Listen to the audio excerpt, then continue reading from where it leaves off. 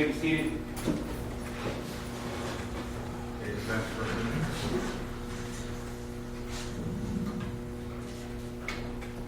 Defense calls Major Andreen McDonald.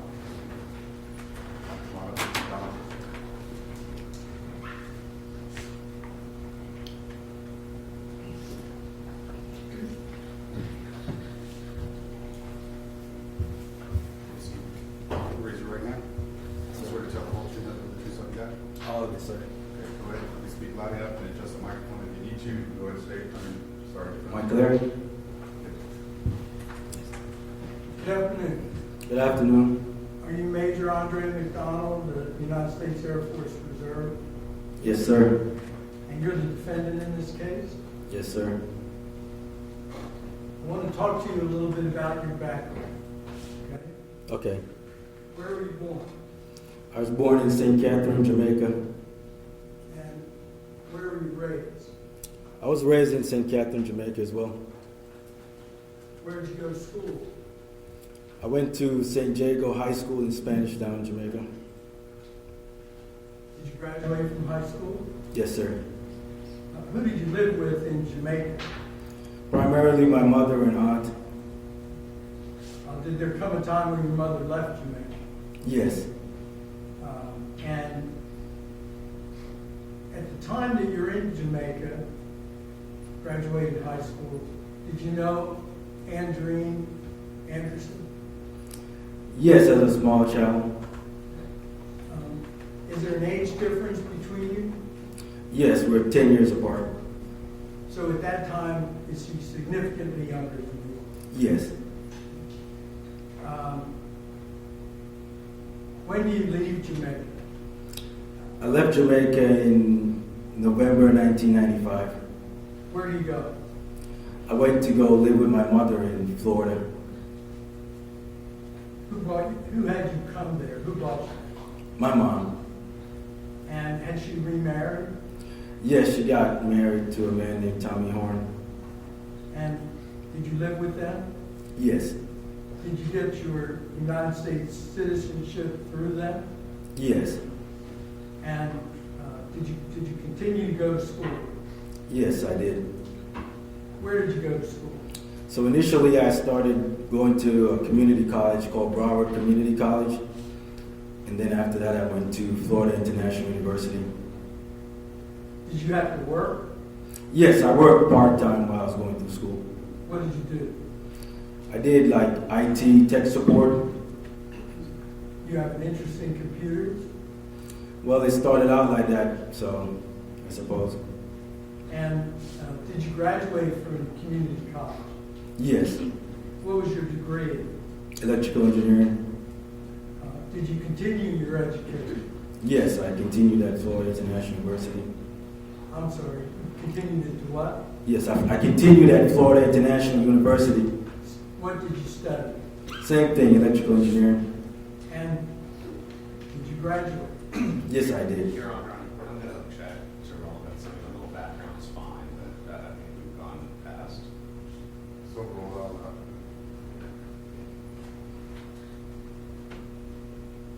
After you graduated from four-year college, what did you do? I joined the United States Air Force. And did you go to officer training school? Yes, I did. Where was that? Montgomery, Alabama. What was your first duty station?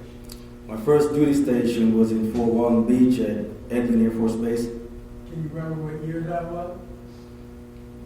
2005, February. What did you do in the Air Force at that location? I did two things. So first, I worked for a test and evaluation center. And then after that, I got transferred over to the Air Force Research Lab. Is this primarily computer work, Yes, it's basically computer work. software, Yes, weapon systems? yes. How long did you stay there? I stayed there a total of 5 years. What was your rank by the time you left? So when I left, I was a captain. During this time period that you're talking about, do you meet Andreen? Yes, What year? In 2009, when I went to Jamaica for a funeral.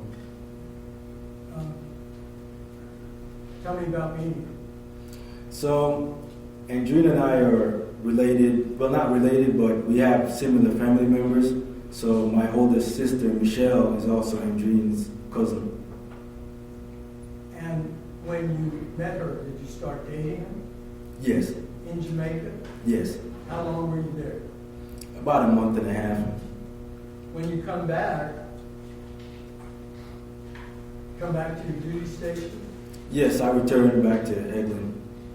do you continue a long-distance relationship with Andreen? Yes, I did. How? Well, it was basically phone communication. So we talk on the phone every day. What did you decide to do about that relationship? So at some point, I decided to have her come to the United States to join me. Did you sponsor her in terms of immigration? Yes, so we got married first, and then I filed for the necessary paperwork. Was it a big wedding, small wedding? It was just a small wedding with some friends. Where were you at when you got married? What location did you get married? I was still stationed at Eglin. I was now living in Crestview, Florida. Where did you live with Andreen? At Crestview, Florida. Did you have a house? Yes, at my townhouse. And when you move into that house together, what is Andreen doing on a daily basis, if you will, in the United States? So initially, she would just stay at the house as like a housewife. But the following January, she started going back to college. So she enrolled at University of West Florida. Did she already have some courses from a community college in Jamaica? Yes, she did. She was attending Excelsior Community College when I met her in that previous March. At that time, does Andreen have any money? No, she didn't have a job. She was just going to school. Who finances her education? In the United States, I didn't. And do you help her with her education? Yes, I would sometimes, because I already had a college degree in science and stuff, so whenever she'd have some assignments she might have difficulties with, I'd assist her with homework assignments and stuff. How would you describe your relationship at the time? At the time, it was pretty good. I didn't have any complaints. When do you leave Florida? We left Florida together in 2010, May. Left for where? So in the Air Force, routinely, you serve a few years in one location, and then you would get transferred to another location. So I got transferred to San Antonio for Lackland Air Force Base. How did you feel about that? I mean, I pretty much lived in, when I moved to Florida, I used to live in Fort Lauderdale, which was sort of, a good sized city. So moving back from the country area of Fort Walton Beach, now back to a city like San Antonio, it felt pretty good. Where in San Antonio were you stationed? I was stationed at Lackland Air Force Base. And what did you do? So when I moved to Lackland, I started to become an analyst in radar systems. And do you have any children? Yes, I got a daughter with Andreen, And what is her name? Elena, And when was Elena born? in 2011. Were the circumstances of her birth medically, were they okay? So during the pregnancy, Andreen had this condition called preeclampsia. So the doctors decided to have an early delivery. So she got delivered in 29 weeks. Give me one moment. Now approach to it.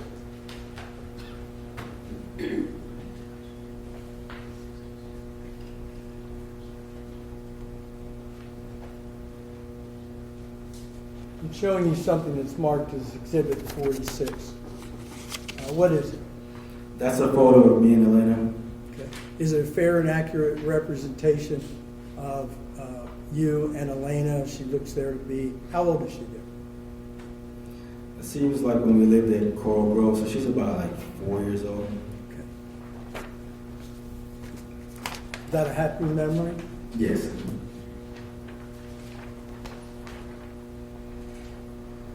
I'm I'm sorry. showing the state what's been marked as defense exhibit 46, and I offer state's exhibit 46. I'm sorry. State defense exhibit 46. The state has no objection to defense 46. Okay, so then you can call it. Permission of public.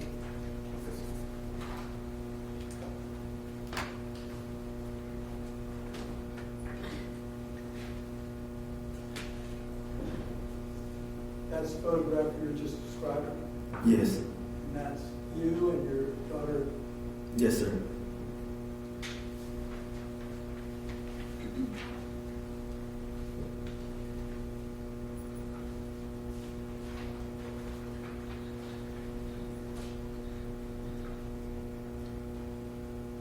Where did you live in San Antonio?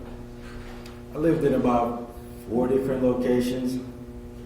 First, I think we lived in an apartment complex off Blanco. I don't remember exactly where, but it was off Blanco Road. Then we, Andreen lived there with you? yes, it was me, Andreen, and my daughter Elena at first. And what is Andreen doing at this time? So initially when we came to San Antonio, she was just finishing up her college degree at University of San Antonio, Texas. Did she complete that degree? Yes, she completed the degree in 2012. And after her degree, what does she want to do? So after she graduated, she came to me with this business idea about starting a home health care facility. Is that sometimes called assisted living? Yes. Did you do any research on that subject? Yeah, so it seemed interesting when she came to me with the idea, so we decided to, we'll do some follow-up research. Seemed like a good idea, so we decided to move forward with it. When you do that kind of a consideration, what are you looking at? So it's just different aspects, like what does the business entail? Do you need to get a license? How you go about getting like licenses and stuff like that? And also costs, how much it would cost to operate a business, how much profits you could possibly make depending on how many patients, that kind of stuff. Did you do a business plan? Yes, we did a business plan. Did you take any steps to begin such a business? Yes, so initially we wanted to just test the waters. So I went out and rented a house. And at that time in Texas, you can have an assisted living without being licensed if you have, I think, like 4 or less patients. So we started out by just testing the water through the rented house. At that time, does Andreen have any funds other than y'all's funds in marriage? No. How did you fund the business? So, I've been working for quite some time by that point. So it's basically my salary that I've earned over the years, my savings. And did you participate in the business? Yes, so at first we're really small, so I'll just basically fund the business, but I also do like maintenance and stuff like that. And then if there's any like major problems that would come up, we'll discuss it at home, and then I figure out how to solve it. Did the business grow? Yes, so after we started to test it with the 4 patients and stuff, it seemed like something that we would pursue further. So at that point, I made a decision to purchase the house, and then we did like some major renovations to the house. So I had to pay for a water sprinkler system because that was part of the requirements by the state of Texas, and did some modifications within the house to set up like additional rooms. And what was going on with Elena in 2014? So in 2014, we got some bad news that Elena was autistic. And just generally, what did that mean? So at the time, I never really heard anything about like autism. So when we went, basically I used to when I was going to work every morning, I used to take her to the daycare and drop her off and then pick her up on my way home. And then one day when I went to pick her up, the director of the daycare facility told me that she thought, based on her experience with small kids, she told me that she thought Elena had autism, and we should, have her checked out just to, make sure. Did you have her checked out? Yes, we did. And when you discovered that she had autism, what did y'all do? Well, at first, after the test, when I, brought her home for like the next few days, as we're trying to figure out like where to send her to, get some kind of treatment, I also did like some research on the internet, and I noticed like some of the patients, some of the kids that I would see on YouTube, they had a lot of similar characteristics that Elena had, like the wandering eyes, and she kept on like repeating something over and over and over. So I knew for sure she had it.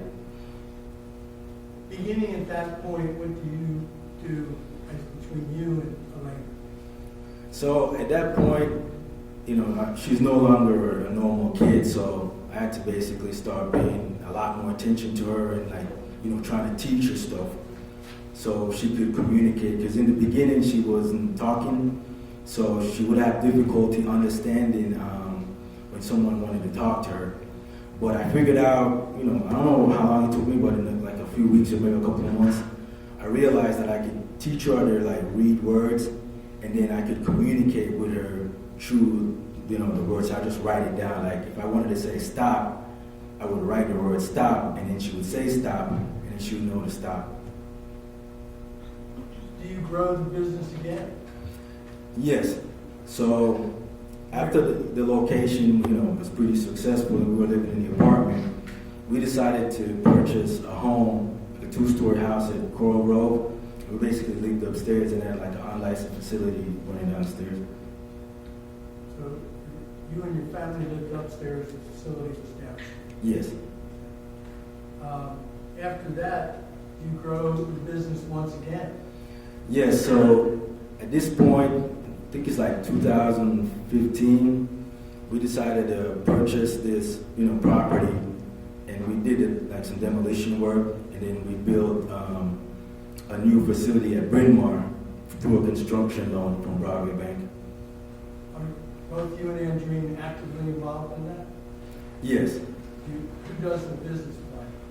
So she did parts of the business plan, and then I came downtown at a small business association that's somewhere down here, and then I had a conversation with the guy, and he gave me like some tools, and so I did like the finance part of it, like the numbers as far as for the business plan. How would you characterize your relationship with Andreen at that point in 2016? So in 2016, it started off, pretty good. We were, doing the construction, the business is growing. I'm also working, so I didn't have any problems early in the year 2016. What's going on, if anything, with you and the airport? So in 2014, that would be the time that I would have to like PCS, that's change station to another location. But because the business was growing and it seemed to have like, a bright future, I decided to transfer from active duty to reserve duty in order to stay in San Antonio. And so after that, would have your active duty been being activated or by contract? Yes. And is that the situation in 2016? Yes. And what happens to you? You're a captain in 2016? What happened? So in 2016, I was a captain, and then I got promoted to major. So I became a major in, like May of 2016. Okay. And then what happened? So in August, I had to go to Keesler Air Force Base down in Biloxi, Mississippi, because at that point I was transitioning away from engineering to cyber defense. So as part of the training, I had a 6-month course in Biloxi, Mississippi. That course, is that how computers interface with weapon systems? Pretty much. It starts off by you just learning like normal computer stuff, operating systems, network architecture and stuff like that. And then towards the end, it gets into like the actual defensive tools. And did Andreen visit you in Biloxi, Mississippi? No, she did not. What happened while you're there to your relationship? So one day I was, I think it was on the weekend in between classes. I go to the laundromat to do laundry, and all of a sudden I get this strange text from Andreen saying, when I come home, not to come back to the house. How did that make you feel? Honestly, I was shocked because up to that point, we had no indications that there was any kind of issues. When I left the house in August, we were doing perfectly fine. The new location was going to have a grand opening in September. So all of a sudden, it just came from nowhere, so I was pretty shocked. When you finished the course, where did you go? So I went back home in San Antonio. And when you got home, what did you find? So when I got home, the relationship seemed to kind of change. Like before, up to when I left, we didn't have any issues. We didn't argue rarely. And then all of a sudden, like, she would get angry over like all kinds of small, petty stuff, but basically frustrated me. So how long did that go on? So that went on. So I came back home in early December, and then that went on for like the next, couple of months. And then I just basically had enough because, I'm not normally around like that type of, stuff. So I got frustrated and decided I was going to file for divorce. Did you? Yes, I came downtown. I forgot what the name of the lawyer was and filed for divorce. And again, does that change the relationship? Yes. So at that point, when I filed for the divorce, I was still living at the house, but we weren't having any communication. In 2017, while your divorce is pending, Yes. okay, I want to draw your attention to that. Did the police ever come to your house? Yes. Why? So during the divorce, I remember that when we had started the business at Bryn Mawr, my name was not on the account with Broadway Bank, which was a requirement at the time to get a construction loan from Broadway Bank. So I was thinking, wait a minute, I'm going through a divorce and only she has access to that account. It'd probably be wise if I could, get my name added to account so I can make sure that she wasn't doing any funny business. Why did the police come to your house? So that Saturday morning, we had a conversation about going to the bank so we could add my name to the account because typically, up until that point, she was the one that handled the paperwork. So if we had like stuff relating to the business, she was the one that kept it in the safe. So in the morning, when it was time to go to the bank to get my name added, she started fussing over something. I didn't remember what it was. It was just some nonsense, but to me, it just seemed pretty obvious that she was trying to prevent me from getting added to the account. So we started arguing, but because I didn't want my daughter to, see us arguing, I decided to leave the house. And then when I came back to the house, there was a police car parked in front of the house. Did the police talk to you and talk to Andreen? Yes, so when I got out of the car, the officer came and said he had gotten some type of domestic violence disturbance here. And so I looked at him, and then all of a sudden Andreen comes out, and I turned to the officer and I said, "Sir, take a look at her. Does she look like somebody's been abused to you?" And he looked at her and he said, "No." And then I asked him, "Could you please just wait here while I go upstairs and get some clothes so I can leave?" And then I went and got some clothes and I went and checked in a hotel that night. Did you go back? So when I was at the hotel, I didn't appreciate the fact that, she had called the cops and lied on me. So I told her I was going to come to the house to get the rest of my stuff and move out. So the next day, when I got to the house, she had locked the doors using the deadbolt from the inside, so I couldn't get in the house. So at that point, I called the police and asked them for assistance to help me get my stuff so I can move. And they sent a couple of officers over. And when they came, they called her and asked her to open the door so I could get my stuff and leave the house. Other than that instance in 2017, during the divorce, have the police ever been to your house? Not to my knowledge. And what happens after that with your relationship with Andreen? At that point, for maybe like a couple of weeks, I moved out of the house now, and I was living with a friend named Micah on the other side of town, and then going to work from there. And at that point, like the next couple of weeks, she kept calling, telling me to come back home for Elena, she was sorry and all that stuff, and she was also calling out my mom and family members to try to talk me into coming back home. Did you? Yes, I did.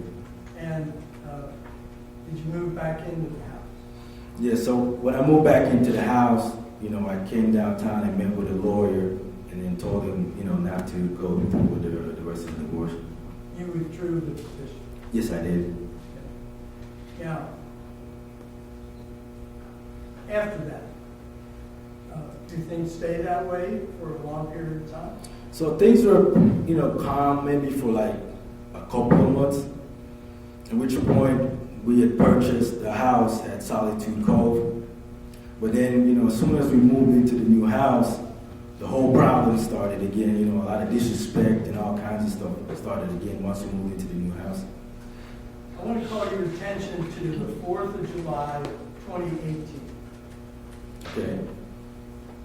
What did you do?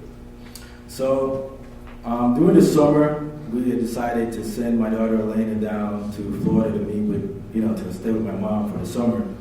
So we were going to go down to Brownsville to hang out for the 4th of July with a friend of mine I used to work with named Sergio and his wife Heidi. So, we drive down to Brownsville, and as I'm in, Sergio's house, sitting around the dining room table with Andreen, I noticed a tattoo inside the section of the arm, like here. And immediately when I saw the tattoo, it seemed like a date that I kind of recognized, but I wasn't sure, but it seemed like something kind of familiar.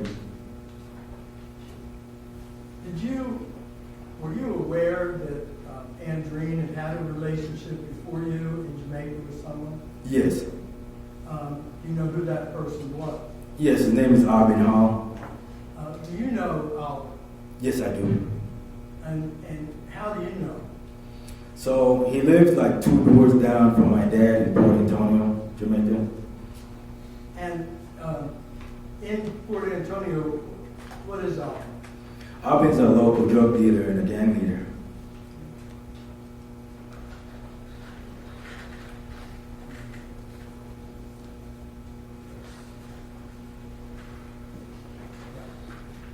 Now proceed. Yes.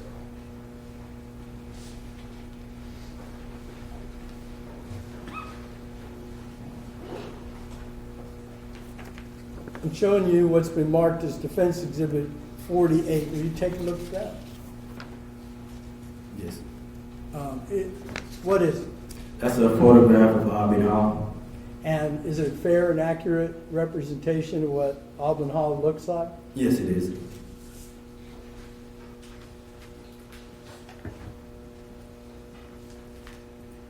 Andreen, Defense Exhibit 48, the state for any objection.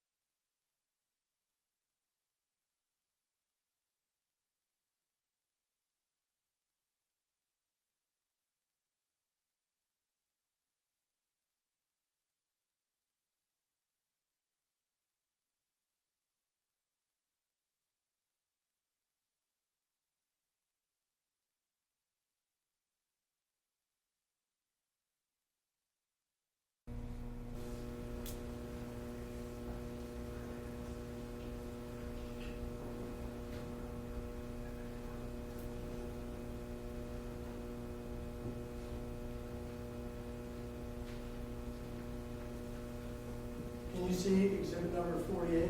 Yes, I can. On this trip, did you notice anything unusual about Andreen? Yes, like I said, I noticed she had like gotten 2 brand new tattoos. There was an A on her right hand, and then that number date that I saw on the inside of her left hand.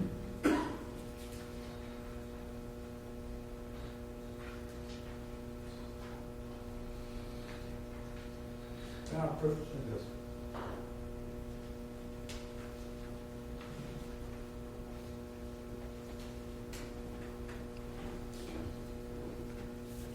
I'm showing you what's been marked as Defense Exhibit 49. Do you recognize that?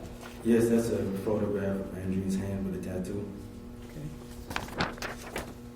I'm showing you what's been marked as Defense Exhibit number 50. Yes, that's also a photograph of Andreen's hand with another tattoo.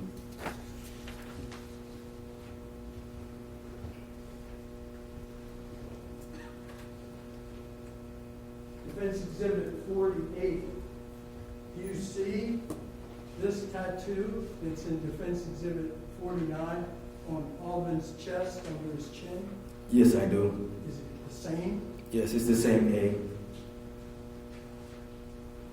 I offer You're going to show the 49 and Just show it 50, to and I'm just going to take this off. Fine. Showing it to the state attorney judge. No objection either. Is there a video you can publish?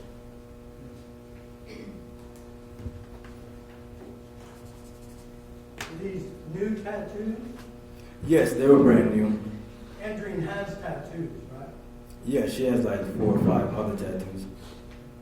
And the one that you saw earlier with the cross, is that a religious thing, or is it, what does it signify?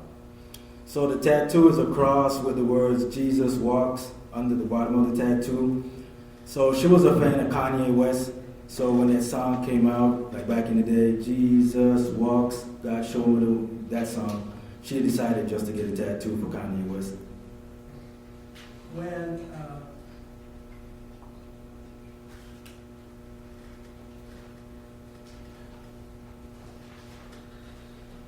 because I'd like to publish Defense Exhibit 49 and Defense Exhibit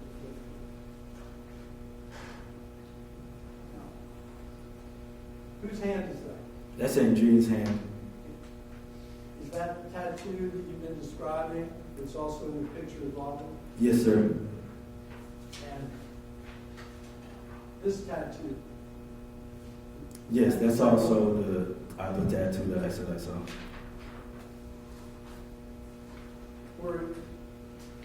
we're at the 4th of July at Sergio's house. You see those for the first time. Does that shock you? So initially it did, but at the time, like I said, I've known Aubrey since like 2007, 2008. So I knew it was born sometime around March 1976, but I wasn't sure of the exact day. So when I saw it just before I confronted her about it, I just wanted to make sure it was 100%. So his brother owns a nightclub, and I figured like they probably had some type of event there. So I went and Googled, went onto the website for the nightclub, and went back to March of that year, and then right there, March 14, that very year, they had a birthday party for Aubrey. So I knew March 14, 76 was the birthday, just like I suspected it was. Not good. Yes. Yeah.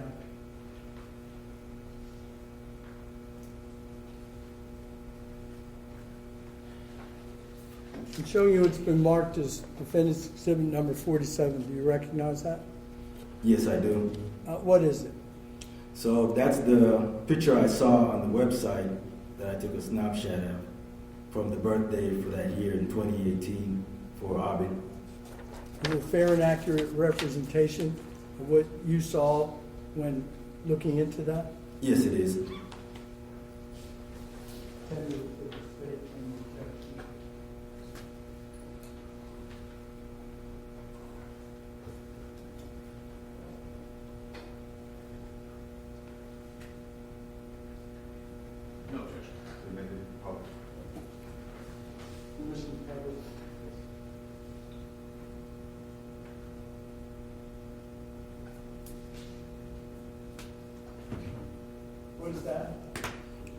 the birthday party that they had. Is the date on it? Yes, on there it says the 13th. I'm thinking it's probably like a Saturday. That's the 13th, so they probably just had the birthday party like the day before, since it's a Saturday.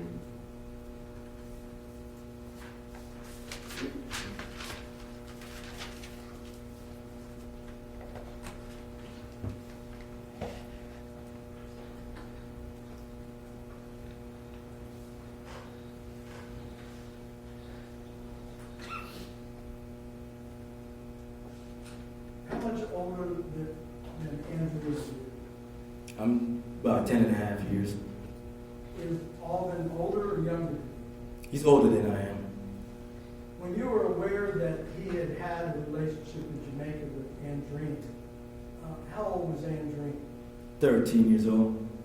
Was that at the end of the relationship or at the beginning? That was at the beginning of the relationship. To your knowledge, did it go on for some time? I think it went on for like 5 years or so. Back to Sergio's house on the 4th of July. What reaction do you have to finding this information out? So I was, at that time I became pretty angry, to be honest. A lot of things, like since, late 2016 when she had sent me that text, and then since I got back in December 2016 with all the bickering and fighting over like some nonsense, at that time it was pretty frustrating because, we're having these arguments, but none of these arguments make any sense. Like, why are we arguing this much when everything seems to be going, right? And then suddenly in 2018, when I saw the tattoo, that kind of made sense. So I just, pieced it together in my head. All of these arguments are basically whenever she has problems with the guy, she comes home and she takes out her frustration in the house. You have an argument about it at Sergio's house. Yes, so we started arguing at Sergio's house. But, we were at Sergio's house and we were arguing, back and forth. And then she's, telling a bunch of lies, making up stories about what the number was. But obviously I'm not stupid. I can see that, it's the ex-boyfriend's birthday. It's on your hand. It's on their website. Clearly you're lying. So at that point I decided, you know what? I'm just going to go home back to San Antonio. How did that happen? So initially, when I decided to head back home to San Antonio, I just wanted to drive, by myself to go home and have her find her own way. But I guess, she was, talking to Sergio and trying to tell him like, nah, everything be all right. We'll drive together. And then I guess eventually we just decided not to put Sergio, into any type of inconvenience. So I decided, okay, we'll just drive together, but she'll drive the car and I'll just sit in the back seat. What's the drive time from Brownsville to San Antonio? About 4.5 hours. How would you characterize that particular drive? I mean, it was pretty, it was a tense, argument because, at that point, like I said, I exactly knew now what all her, behavior was about the whole time. Like I remember, when we first moved into the house, I had gotten the master key and went to Lowe's to try to make like copies of the keys for her and Maureen, because at that time Maureen was living with us. I'm sorry. This one's the question. Yes, sir. Thank you. Do you get all the way back to the house in San Antonio? No. So when we got to San Antonio, I decided like, hey, this has been already like, almost 4 hours in here. I don't want to be around you. So could you please let me out of the car? Did she let you out of the car? No, she wouldn't let me out of the car. How far were you from the house? Drive time, I'm thinking maybe 15, 20 minutes. Walking distance, maybe an hour. And how many times did you ask her to let you out of the car? About 10 times. Did she ultimately let you out of the car? Yes, she did. How did that happen? So eventually, I keep asking her, let me out of the car. And she keep driving, let me out of the car, let me out of the car. And then finally, I was in the back seat and I grabbed her face. But when I grabbed at her face, she like moved. So I think I scratched her in the face. But at that point is when she actually pulled over and let me out of the car. this event, how were things at the house? Well, after that event, it was pretty tense. Because when I got back home, I decided to move out of the master bedroom, and I was staying upstairs, like contemplating my next move. So I just lived upstairs for a couple of months, I think.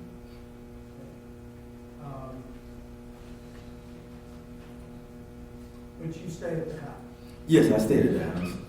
and she stays at the house. Yes. And where is Maureen during this time? Maureen is living at the house with us. And just so I'm clear, when did Maureen come to live? Maureen came to live with us, I'm thinking 2015, when we lived in Coral Grove. Has she lived with you ever since? Yes. How would you characterize your relationship with Maureen? So my relationship with Maureen over the years was pretty good. How do you think of it? So at the house, I normally refer to her by the term mummy. So like in Jamaica, that's what you call like your mom, but you say mummy. And since, she was Andreen mom, my mother-in-law, and we had a close relationship, whenever I referred to her, I call her mummy. And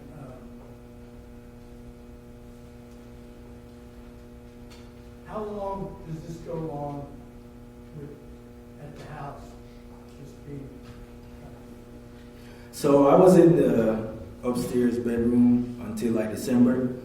So my friend Andrew was coming to San Antonio to visit. So at that time, I sort of moved back downstairs in the master bedroom so that Andrew could get the guest room, just to kind of keep up appearances.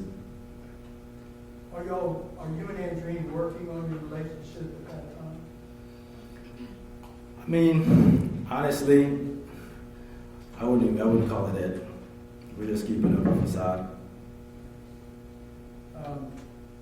In February 2018, did you have a party? Yes, I had a birthday party. Why?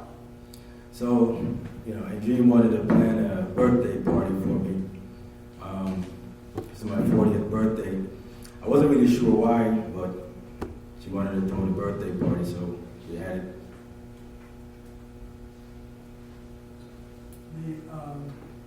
Whose idea was that? That was Andreen's. And how many people were invited? Maybe like 30 or so. Were you excited about that? I mean, it was a party, so we had fun. And how did the party go? The party went well. After the party, is there any difference in the treatment with each other between you and Andreen? So shortly after the party, I don't remember how many days after, she came to me with this idea about us, going to Jamaica. I think she had mentioned it before, but I told her that I'd think about it. But then after the birthday party, I contacted my friend Andrew in Florida to talk about it, just to see what he thought about this whole idea of us going to a concert in Jamaica. So when I called Andrew and told him about the concert, it was for like this reggae artist called Buju Banton.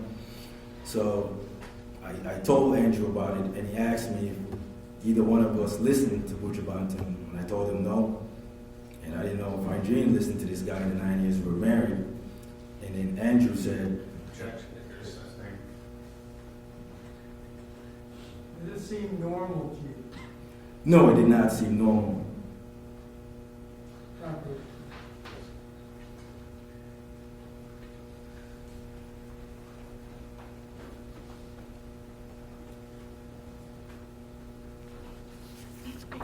Showing you it's been marked as Defense Exhibit 51 for identification. Can you identify that? Yes, that was the Buju Banton concert in 2019. Had you found that? Had you seen that in terms of what we Yes. discussed? Is it a fair and accurate representation? Yes, it is.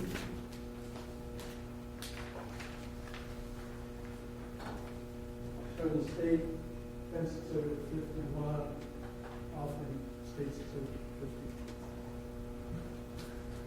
Your Honor, I'm failing to see the relevance.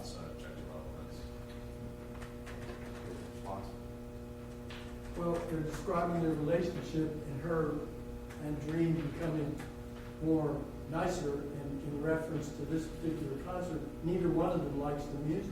That's fine. So, it's been made. Published? Yes.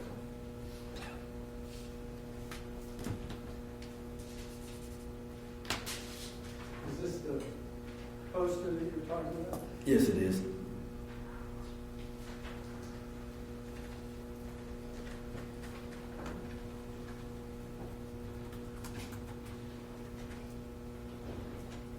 To your knowledge, were either one of you familiar with this artist's music? I mean, we both knew who he was because he's Jamaican, but neither one of us listened to the guy, so. And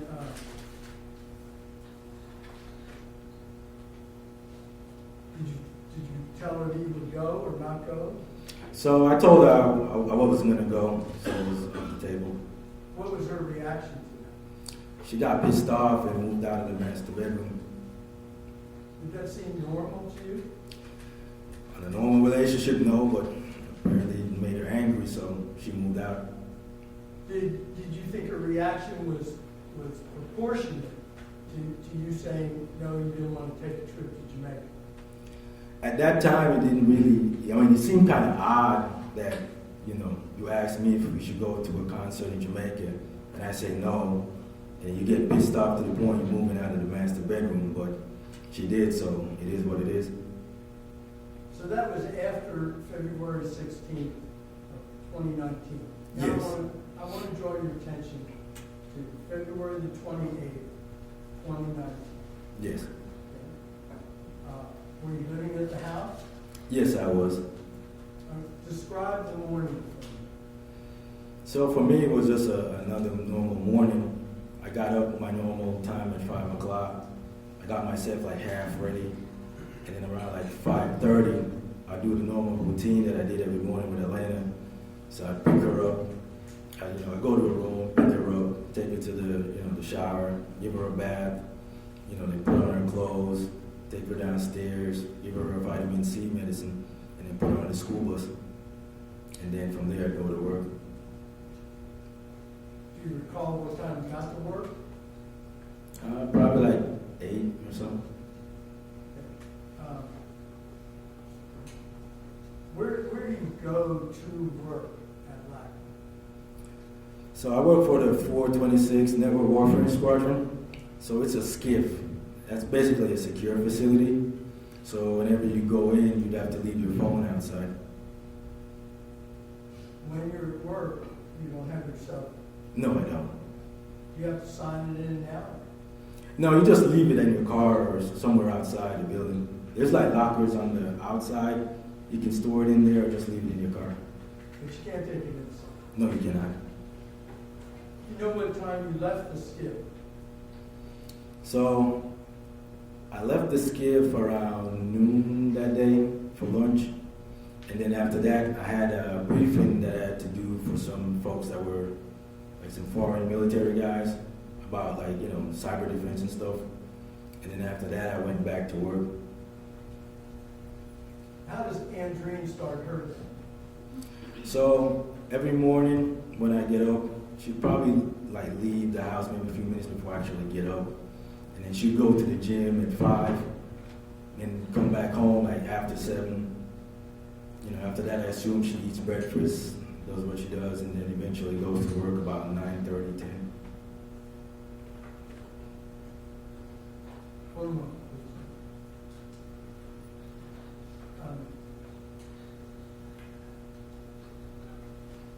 Are you and Andreen the same size? No, she's bigger than I am. How much bigger than you? Well, I'm about 5'9", and she's probably about 5'11", 6 foot.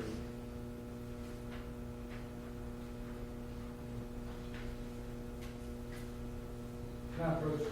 Yes.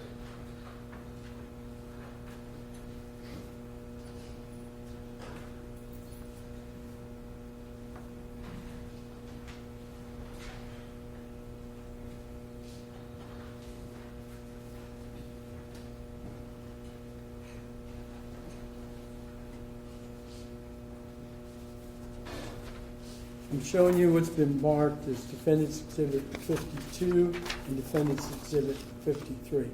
Can you tell me what they are? These are two photographs of me and Andreen standing next to each other.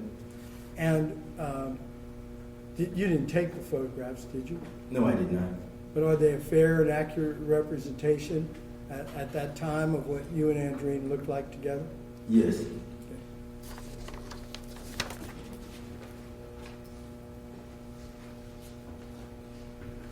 Generating 52, 53, statement of objection. No objection to 52 or 53. They're very published. Should I publish it?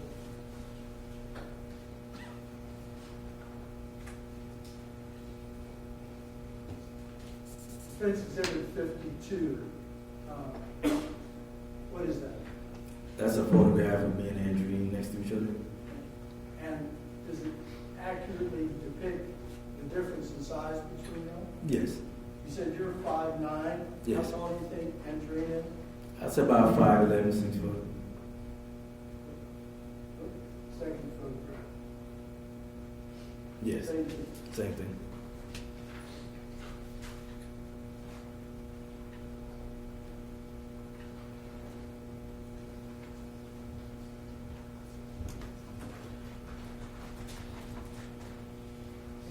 Can you describe Andreen in terms of being her physicality? So, yeah, as you can see from the photo, she's pretty tall, but she does like a lot of CrossFit because she goes to the gym pretty much every morning, and she lifts like a lot of weight, so she's pretty strong. Do you happen to know, in terms of lifting weights, what kind of heavy weights is Andreen able to lift? So I know she does like a lot of squats and deadlifts, and I guess it's called like pull. I'm not sure what the term is when you pick the weight up and like snatch it over your head. But I know she can lift a significant amount of weight, maybe like around 280, 300 pounds.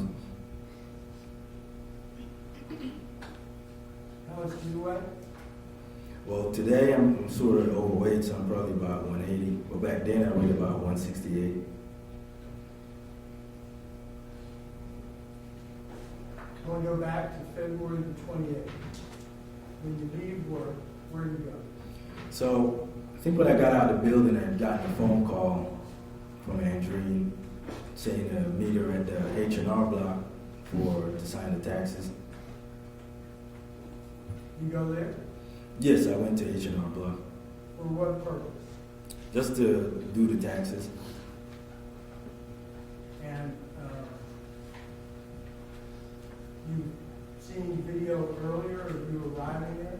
Yes, I did. When you got there, what did you do? So when I got there, Andreen hadn't arrived yet, so I just went inside the building. But we've been doing taxes with Juanita for several years, so I just walked into her office, and she already had like our documents on the table. At which point I just, started to like look through just to see, make sure everything was good. How long were you there doing that? Before Andreen got there, I'm not sure, maybe 10 minutes or so. Did you observe anything while you were looking at the paper?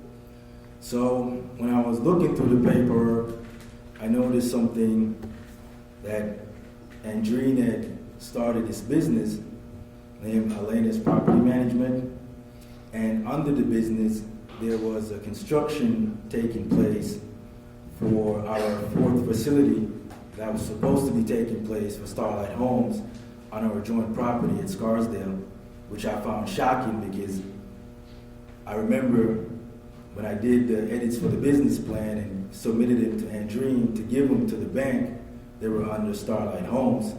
But here on this form, it says there's a business plan going forward under Elena Property Management, which I knew nothing about, and immediately I just knew she was stealing from me. This would be the fourth location? Yes, because we already had 3 locations before for the assisted living. At that time, what was the status of the fourth location?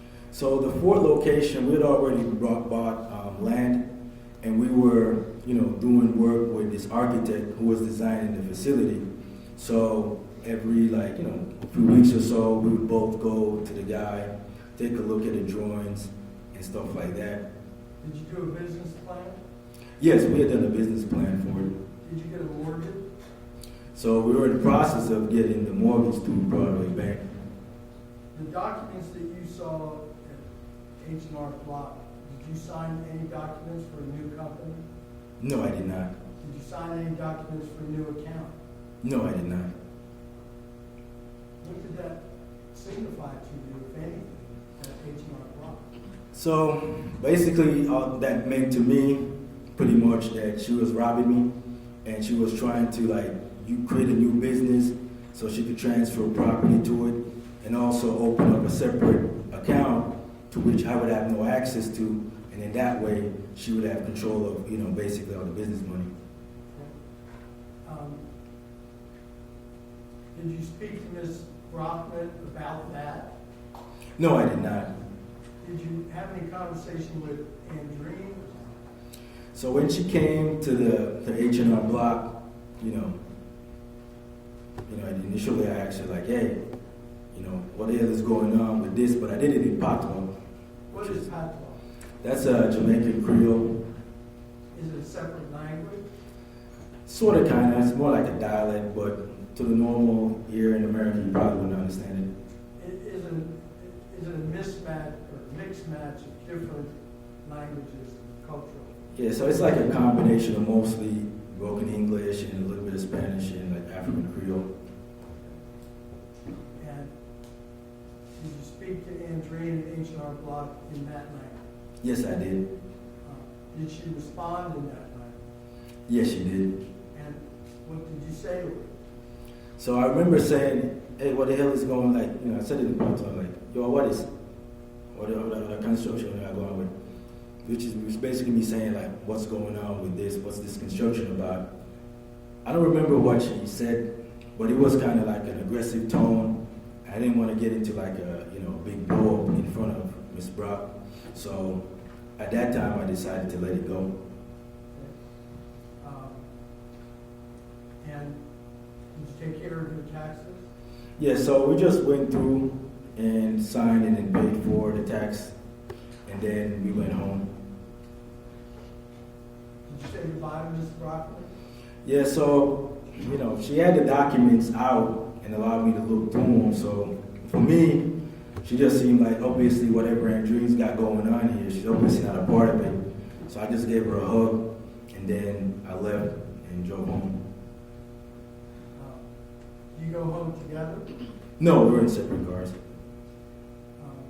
Do you go anywhere else first, or where do you go directly from H&R Block? I go directly home. Is Andreen there? No, I think I got home first, and then, a few minutes afterwards, she pulls up. Do you remember what time she got home? No, I do not. What happens when she gets home?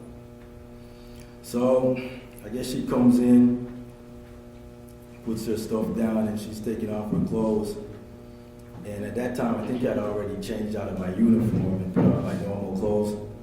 And so the first thing I did, because, while I'm driving home, I was thinking a lot about the situation. So the first thing I did when I got home, I immediately Googled, I think I Googled something with divorce and business at the time, because that's precisely what I was thinking at that time.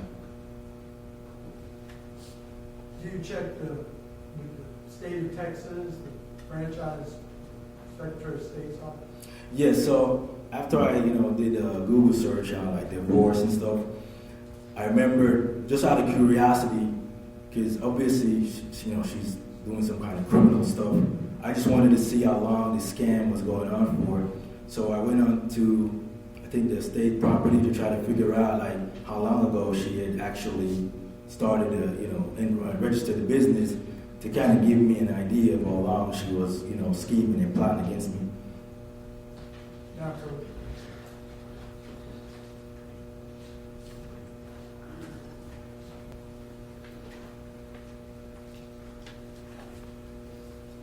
It's showing you it's been marked as Defense Exhibit 54. Do you recognize that?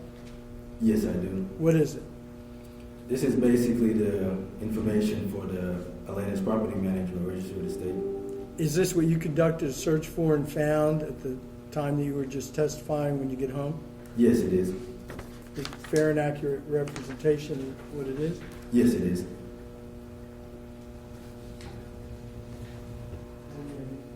Defense Exhibit 54.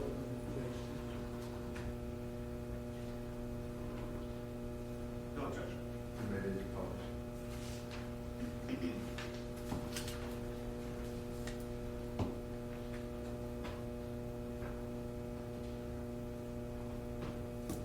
Does this show the information for Elena's Property Management LLC?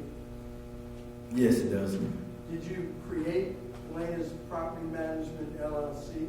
No, I did not. Did you ever sign any documentation for Elena's Property Management LLC? No, I did not.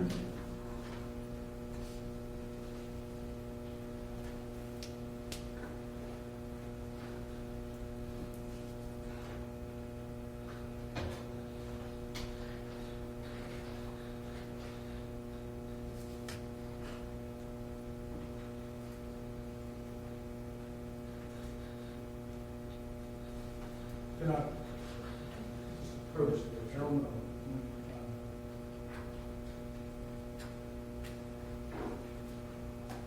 Now, the creation that's indicated on this is 7/10/2018. Do you see that? Yes. How close was that to this argument, eruption that you're talking about that was in Brownsville at the 4th of July? That would basically be 6 days later.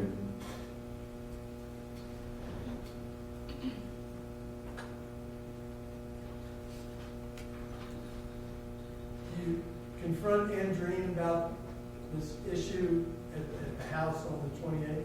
Yes, I did. How do you confront? So once I got the information of when she had formed the company, like I said, I realized it was right around the time she had got the tattoo and stuff like that. So I know she was up to no good.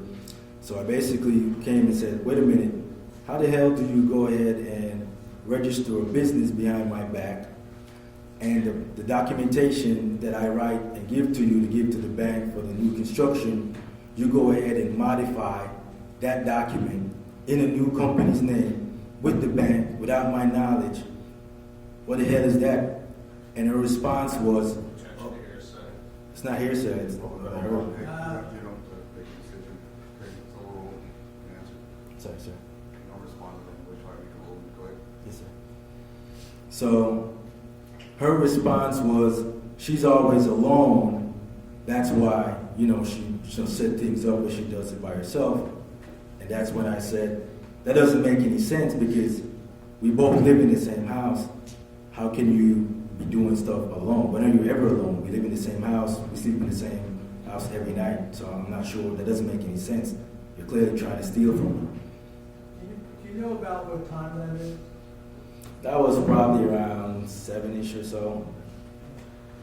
Yeah. You stay at the house and continue arguing with her? So she started getting aggressive instead of, like apologizing and say, she made a mistake or something like that. She, started getting aggressive. And since we had a young child in the house, I didn't want it to like blow up into any type of physical confrontation. So at that time I decided, you know what, I'm just gonna leave the house. Did you leave the house? Yes, I left the house and drove down to the gas station at first.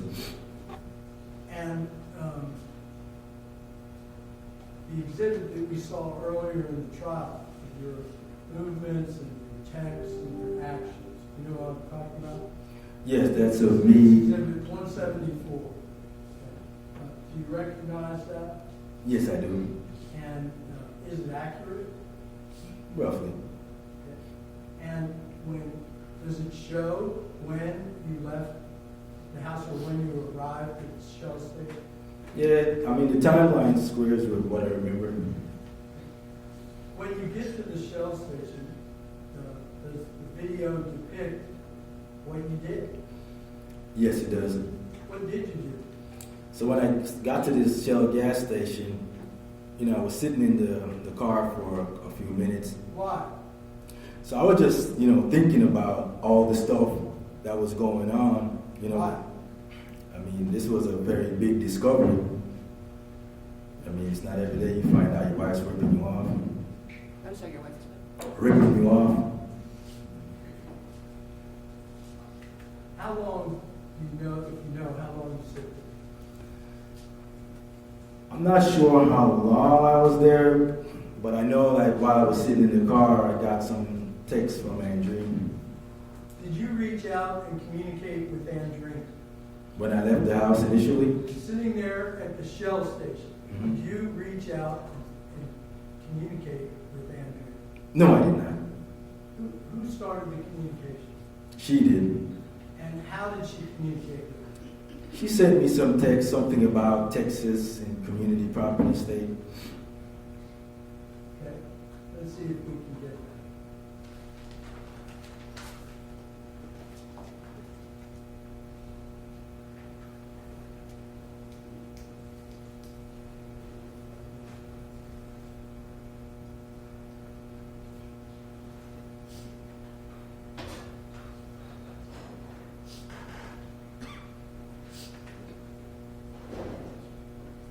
Is this your response?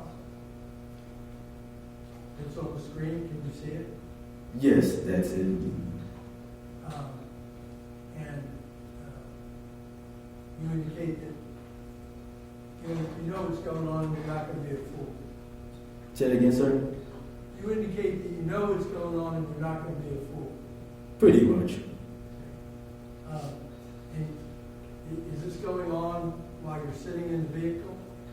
Yes, because just, for the last couple of years, there's been like a growing list of, misdeeds.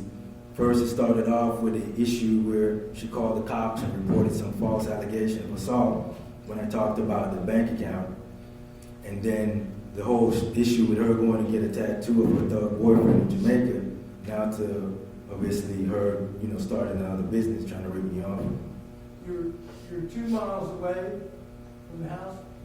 Probably, maybe 2.5. I'm not sure the distance. Okay, why don't you just go back to the house? Well, at that point, I didn't want to have anything more to do with her because, like I said, I already knew what I was going to do anyway. So I was just going to wait till probably very late when she's already gone to bed to go to the gym. I'd go home, get up in the morning, and go back and meet with a lawyer and get a divorce. Why would that be your plan? Well, we were arguing before, and I didn't want to have like any kind of physical confrontation with her. So I already know I'm going to get a divorce. I'm going my own separate way. So at that point, it's probably best to just avoid any kind of physical contact just to be safe.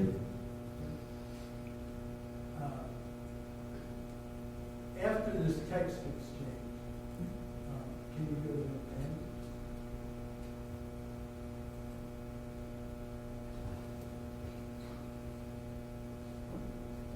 So you, like everyone else, saw this exchange in this video in State's Exhibit 174, correct? Correct. At the end of it, do you leave the Shell station?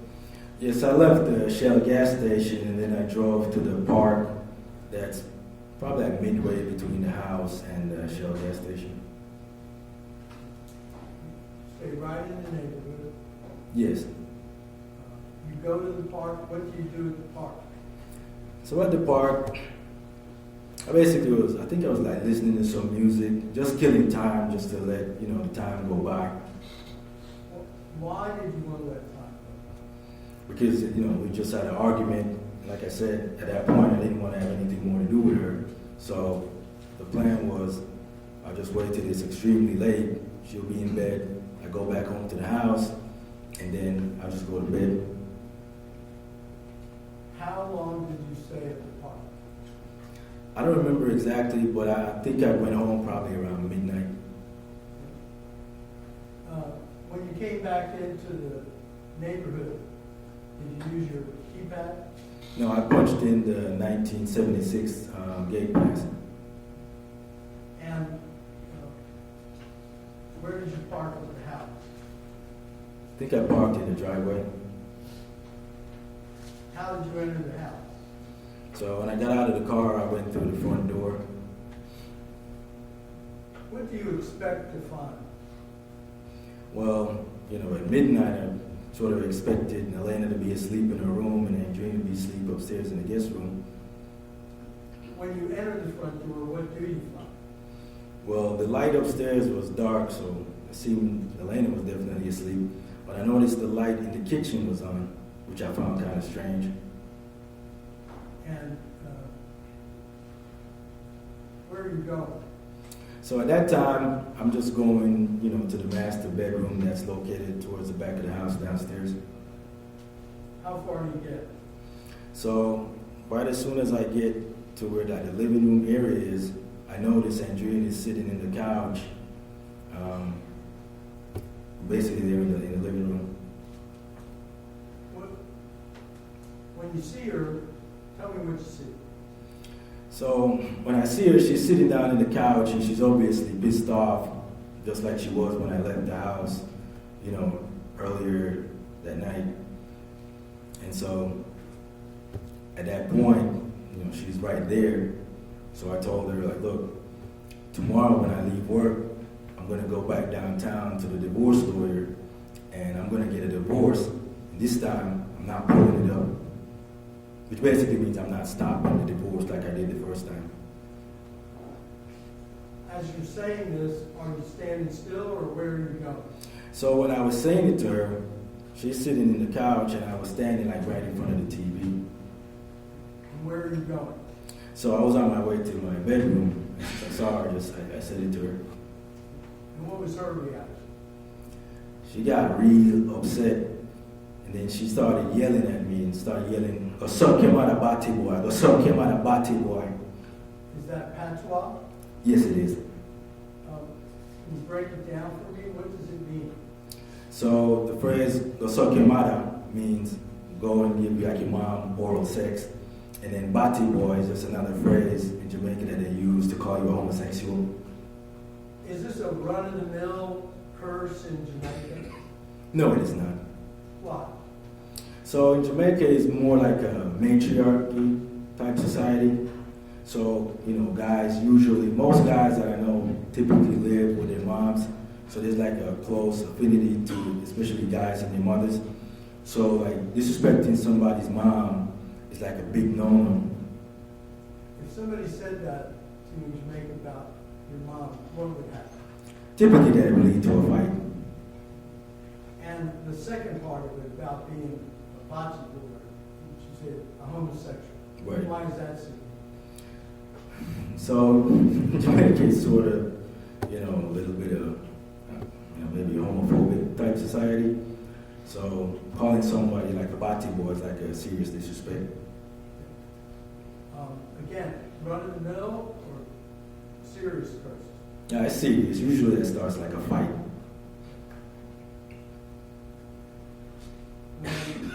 When Andreen says this to you, what do you do? So the bati boy piece, I sort of brushed over it. But, the suck your mother piece, I responded to that. And I was like, Ofa Maria Tato. And that's basically me asking her, whose mom are you talking about? Well, why did that bother you? Well, that kind of bothered me because, ever since we've been married, my mom treated Andreen pretty well, and I treated Andreen's mother pretty well as well. So that seemed like a pretty odd disrespect, unless you're trying to get into a fight or something. I don't know. Throughout your marriage, all the arguments you've had, is this different? Yeah, she had never said that before. And when it happens and you say, whose mother are you talking about? Does she respond? Yeah, she says, I feel my mancha bati boy, which means I'm talking about your mother, the bati boy piece of it. Is that further insulting? Yes, it is. And what do you do? But at that point, it didn't make any sense to continue with the conversation, obviously, because it's going nowhere. So I decided to go inside the room. me stop there. Who's staying in that room at that time? So at that time, I'm staying in that room. Andreen is, I believe, upstairs in the guest room. Elena is in her room, and Maureen is in Maureen's room. Do you make it into your bedroom? Yes, I did. And what's the next thing that happens? So as I'm, going into the room through the door, I responded to her last, insult with, "That's fine. I know when I file my divorce, I'm going to keep my job and I'll have my company, and then you can keep the next half, and we'll go our separate ways." Did she have any reaction? Yeah, she became extremely irate at the thought of, I guess, I don't know, maybe the part about, splitting the business. And what does she do? So she yells out the same curse word again, "Yosokimarabati boy," and charges into the room to confront me. What does she look like? She's steaming mad at that point. She's really angry. Where does she go? So when she comes into the room, I turn around and she comes like right up in my face and says it again, "Yosokimarabati boy." Is she still continuing on forward? Yeah, she's charging, she's charging towards me when she's saying Okay. How close to your face does she get while she's charging it. So she comes like right up in my face, at which point I'm like, "Oh yeah, move out of my face," which means, "What are you doing? Get out of my face." What was her response? And her response after that is, away out of them, which means, "What are you going to do about it?" What do you say? And at that point I said, "You know what, you're trying to get me into, trouble." So. Does she stop? No. Now, after I say that, that's when. Does she leave? No, she does not. Right at that moment, what happened? So at that moment, she then repeats the "Yosokimarabati boy," but this time at the end, she spits in my face. At the moment she spits in your face, what happened? So at that point, it's just like reflex. I grabbed her, because she's like right in front of me, so I grabbed her head. I think we had like a clash of heads, and I think it opened up like a cut somewhere on her face. Because she's a bit, taller than I am, so when the headbutt is like my forehead and like her lower face or something. You all wrestled. So at that point, her initial reaction was to kind of like, reach up and like grab her face to see. And then there was like some blood on her fingers. So she like runs into the master bedroom. How far away is that?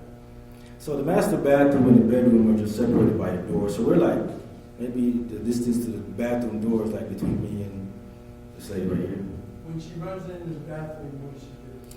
So she runs into the bathroom and turns on the light switch, and then turns to the mirror to kind of take a look at her face.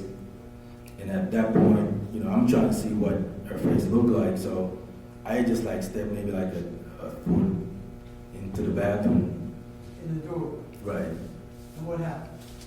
So when she looks and sees the mark on her face, because she was like looking at it, after she touched it again, but at that point she gets extremely angry, and that's when she comes, across the bathroom from the switch back towards the door, standing there to attack me.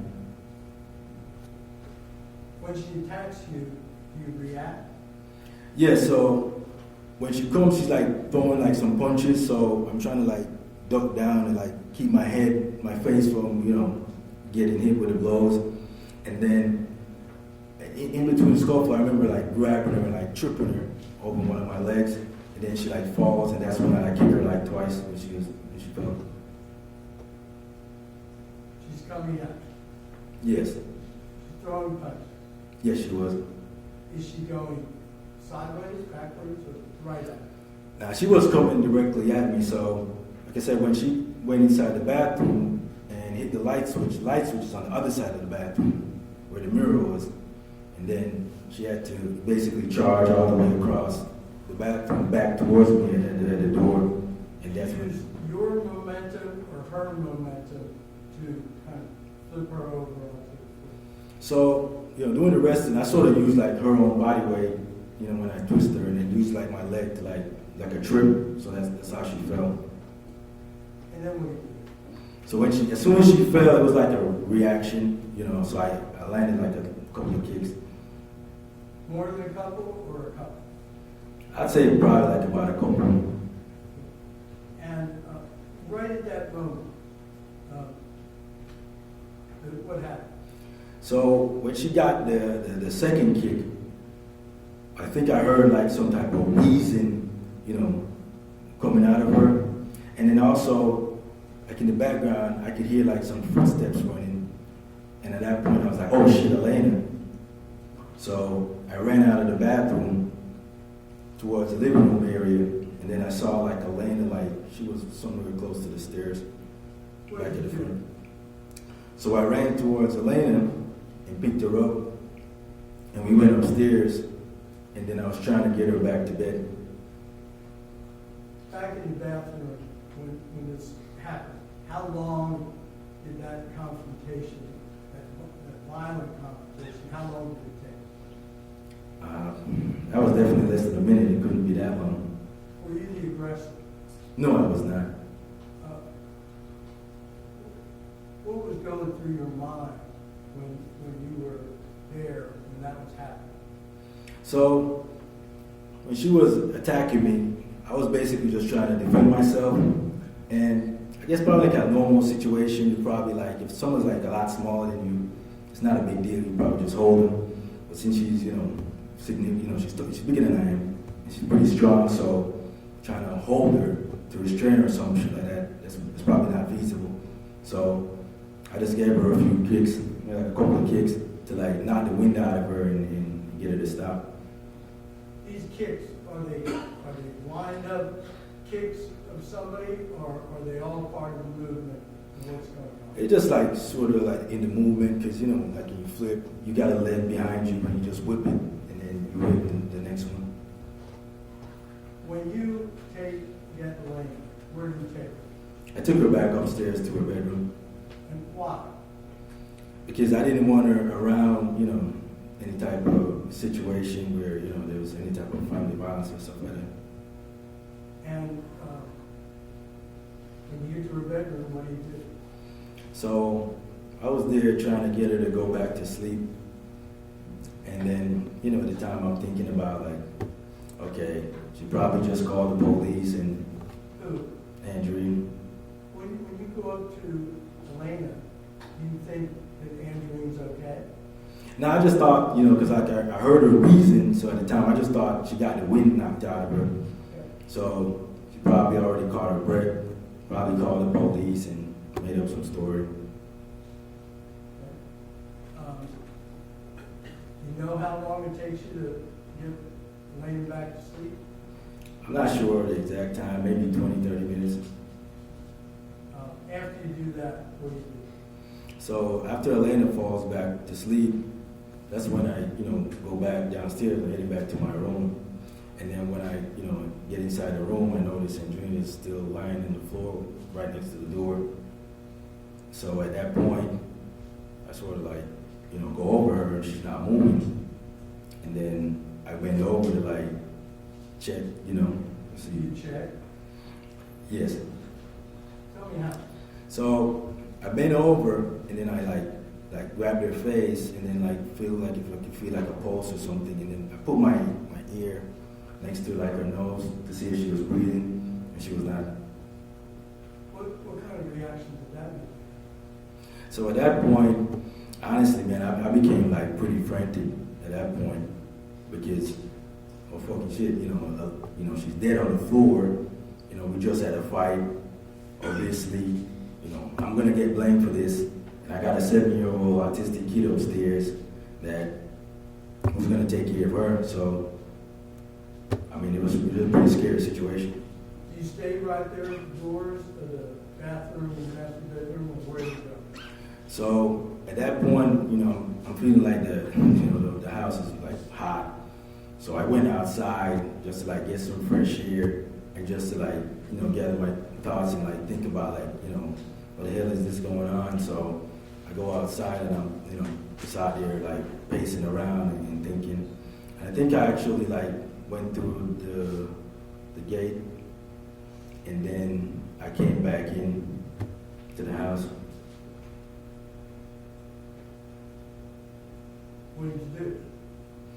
So when I got back in the house, I'm thinking, God damn it, I think I need to get her out of the house before, Elena wakes up and sees her in the house. And then, I don't know, man, at that point, I got this idea to just like get her out of the house. So I think I made like a text message or something like, where are you type deal. And then I went into the garage and I got two trash bags. Describe yourself when you do it. So, I mean, it's a scary situation. I ain't never been in anything like that before. I'm pretty nervous, I'm frantic, what the hell is going on type deal. And I'm just at that point moving like, basically like on instincts or something. But I go inside the garage and I grab like a couple of trash bags and then I put one over the top of her and then the other one under for the lower leg or something. What's your purpose in doing that? So at that point, for me, I was just trying to get her out of the house. Why? Because first I didn't want Elena to see her, and then at that point, like I said, I'm thinking my life is over now. Obviously, I will get blamed for this, and then she's gone. I'm probably gonna go away, and then my daughter doesn't have any parents. You said that you're going to get blamed for this. Do you think you're guilty of it? No, I didn't think I was guilty, but knowing like the circumstance, there's obviously a dead person in your house, and you're the only adult there, and I know she's like, like issues before with the marriage where she's having an affair and stuff like that. So it just seemed like any run-of-the-mill police that, would be familiar with this situation. It just seemed like obvious, like, oh, obviously we know how you do it kind of deal. So I was just trying to escape the whole situation. What did you do with the body? So afterwards, I put her, cause it's pretty big, so I drug her in the plastic bags. But before I did that, I think I used like a belt or something to tie the two bags together. And then I drug her through the house, through the front Did door. you pick her up? No, she's way too big for that. Yeah. So, how did you get her out? So I basically scooted down, grabbed the top part of her body and started pulling until I eventually got her to the front door. And then Where did you take her? I got her in the trunk, and then I went to Spec How did you Road. get her in the trunk? So when I got to the trunk, I had to lean her upper body against the back of the vehicle after I opened up the trunk, and then I had to scoot down and use the bumper kind of as leverage, and then grab the lower part of her body and to turn her into the trunk. Which car? It was the Chevy Malibu. And when you get her in the trunk, where do you go? I went to Spec Road. Why that location? So I had gone to that location before. There's a soccer field on that road, and I had gone there to watch some soccer before. The soccer field is close to the rural property. Yes, it is. Did you go anywhere else, or did you go directly there? I went there. You know what time it was when you got there? It's pretty late, maybe 1:32 or something. What do you do? So when I get there, I wasn't aiming for a specific spot. I just was gonna put her on one of the properties. So I pulled up right next to the fence, and then I drove her out of the trunk, and then I kind of rolled her over. I don't remember if it was under the bottom fence or over on top of the first fence. I'm not sure. Describe the fence. So it has these metal bars that go up horizontal, and then there's these wires that go across, maybe 3 or 4 wires. How did you get her through? I'm not exactly sure. I think either I probably slid her under the bottom, or it was over the bottom fence. Would there be a reason that you're not sure? It's been 4 years, so small details like that is kind of hard. What's going on with you at the time? like I said, at that time, I'm just panicking. You know, this is not like a situation that people normally find themselves in day to day. So After the fence, where do you take her? I did the same thing. Like, you know, I drew her like some distance, like across and up. But it was kind of dark, so I couldn't really see like where, you know, stuff was or anything like that. You sat through this whole trial. Did you put the body where all the photographs and where the bones are and all the exhibits that have been shown to us? Yes, that would seem kind of accurate because I remember there was like, you know, a dead cow right next to where I ended up. When you put the body there, what did you do? So at that time, I took the bags off. I was going to leave it there. And for some reason, I don't remember why, but I just had this weird idea to probably should just take the clothes. So I took the clothes and threw them in the bag and then went back in the car and went home. Take all her clothes? I think so. And you went, you say, you put them in the bag and you went home. Yes.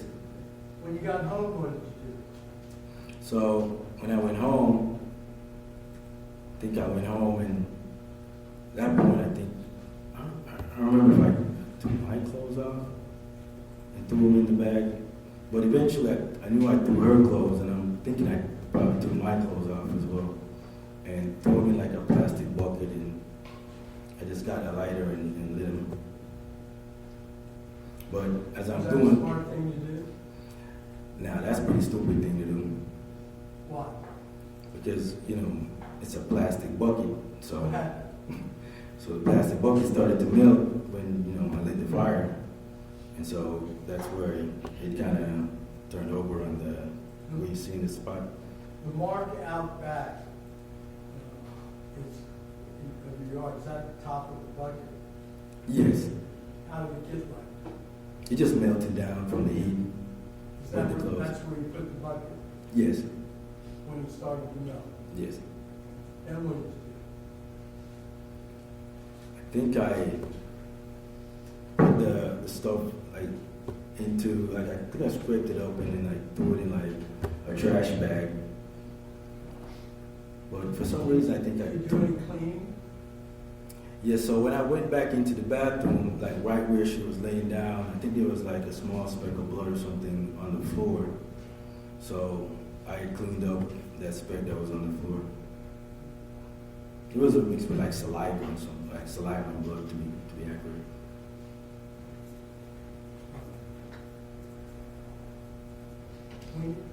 I want to go back for just a minute. When this tussle, fight, conflict occurred. Okay? At that moment, were you afraid? During the fight, Yeah. I mean, yes, I was, because, like I said, we never had like any type of big brawls like this, and I hadn't had a fight, like a real fight with anybody since I was like 13 years old. So, Do you have any special training in fighting? no, I do not. Is it part of your workout or anything you do to practice fighting? No, I don't have a reason to practice fighting. I work at computers. And when's the last time you said you had a physical fight with someone? I was 13 years old, going to St. Jacob High School, like 12th grade. And after this happens and you dispose of the body, what do you do? So after that, I remember like going upstairs to Elena's room when she was sleeping. So at that point, I was just like in the room. I don't remember how long I was in there, but I know I was in there crying. Do you remember how long you stayed in there crying? Maybe an hour or so. How did you feel about everything that you described? I mean, at that point, man, I mean, it felt really awful. Like, basically, we had a good life for a while and everything is going good. And then basically this madness just like, you know. So at that point, you know, I'm feeling really sad because, like I said, my daughter got autism. She's 7 years old. She's probably not going to have any parents. You know what I'm saying? And then at the same time, I'm also like, why me? Why me? Because pretty much the whole night, I tried to avoid the very situation that I ended up in when I left the house. So the next morning, what do you do? You back up. You go to sleep? No, I couldn't sleep at that point. Okay. The next morning, what do you do? So it was like a few hours after that, you know, time to get Elena back up for school. So I went upstairs, you know, to give her a bath, and at that point, she when I picked her up, she asked me like, "Where's mommy?" What'd you say? So, and at that point, like, you know, it kind of broke me down. So I didn't really know what to tell her. So I just told her like, you know, hey, mommy's at the gym. And then at that point, I gave her a bath. We did the same thing afterwards, like, you know, put her clothes on, took her downstairs, you know, gave her like a vitamin C, and then I put her on the bus. Then what do you do? And then after that, after I put her on the bus, you know, I went to walk the dogs like I can normally do as well. And then I think I sent Andreen like a text, you know, and then like I fed the dogs or some silly like that. And then when I was leaving the house, I noticed, you know, like her phone. I think it's in the bathroom or something. And then it popped in my head like, wait a minute, you know, when Jeannie left the house, she probably has her phone. So at that point, I think I grabbed the phone. And I don't remember if I smashed it outside or something, but I know I smashed it at some point, and then I threw it in the same garbage bag that I had. And then when I was driving to work, there was like a construction going on someplace. And then I pulled over the side of the road and like dumped it in there, like this construction, you know, bin that they have. And then went to work. How long were you at work? So it was just normal, like, I was there till maybe like close to maybe 11 or something, I'm not sure, but, you know, it's about lunchtime. And then I decided to go to lunch. And how are you that day? So at that time, you know, I haven't had any sleep, you know, pretty much, so I'm just, you know, kind of like moving along like basically like a robot. And you go in the skiff? Yes, I did. When do you come out of it? So like I said, it's probably around 11-ish or something, or 11:30. I'm not sure the exact time, but I know I came out like doing around the lunchtime period. And then when I came out of the skiff, I didn't have to turn the phone. I don't know. I didn't look at the phone at that time, but I know I went to the Popeyes first. And then as I'm driving away from the Popeyes, I believe, I realized that I got like a bunch of calls on Facebook from Carol. You go home? So not immediately. I remember giving Carol a call back, and then when I answered the phone, she's like, "Oh my God! Like I've been looking for you guys all morning. You know, where's Andreen?" And I was at that point. I said, "I don't know where Andreen is. Maybe she's at the house." And then she says, Judy called her saying she was, you know, been calling Andreen this morning and she couldn't get a hold of Andreen. And so at that point I told her I'd go home to the house. Maybe she's, you know, in the closet or something. The testimony of Carol Gambar and Elizabeth Cancel about you at the house confronting you, is that pretty accurate? Initially, when I went home and they came into the house, there wasn't really like a confrontation, because as they came in, there's like, you know, I don't remember, I think Maureen came through the door first, and then Carol came behind her. But there was like a brief exchange, because I was like walking out of the house. I don't know what they were saying something to me, but I couldn't hear it. So, Do you remember anybody yelling at you? At that point, no, I did not. Where did you go?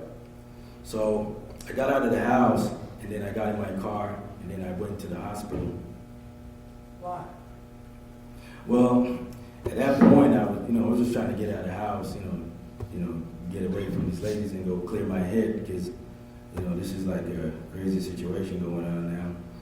So it just seemed like a normal thing. Like that's probably you would check with somebody first. So that's why. What did you expect to happen at the reception desk at the hospital? So I'm thinking I'm gonna go in there and say to the guy, like, ask for Andreen and stuff. Well, ask for McDonald, and he'd probably say no, and then I leave, go back to the house, and tell him, well, I guess she's not at the hospital.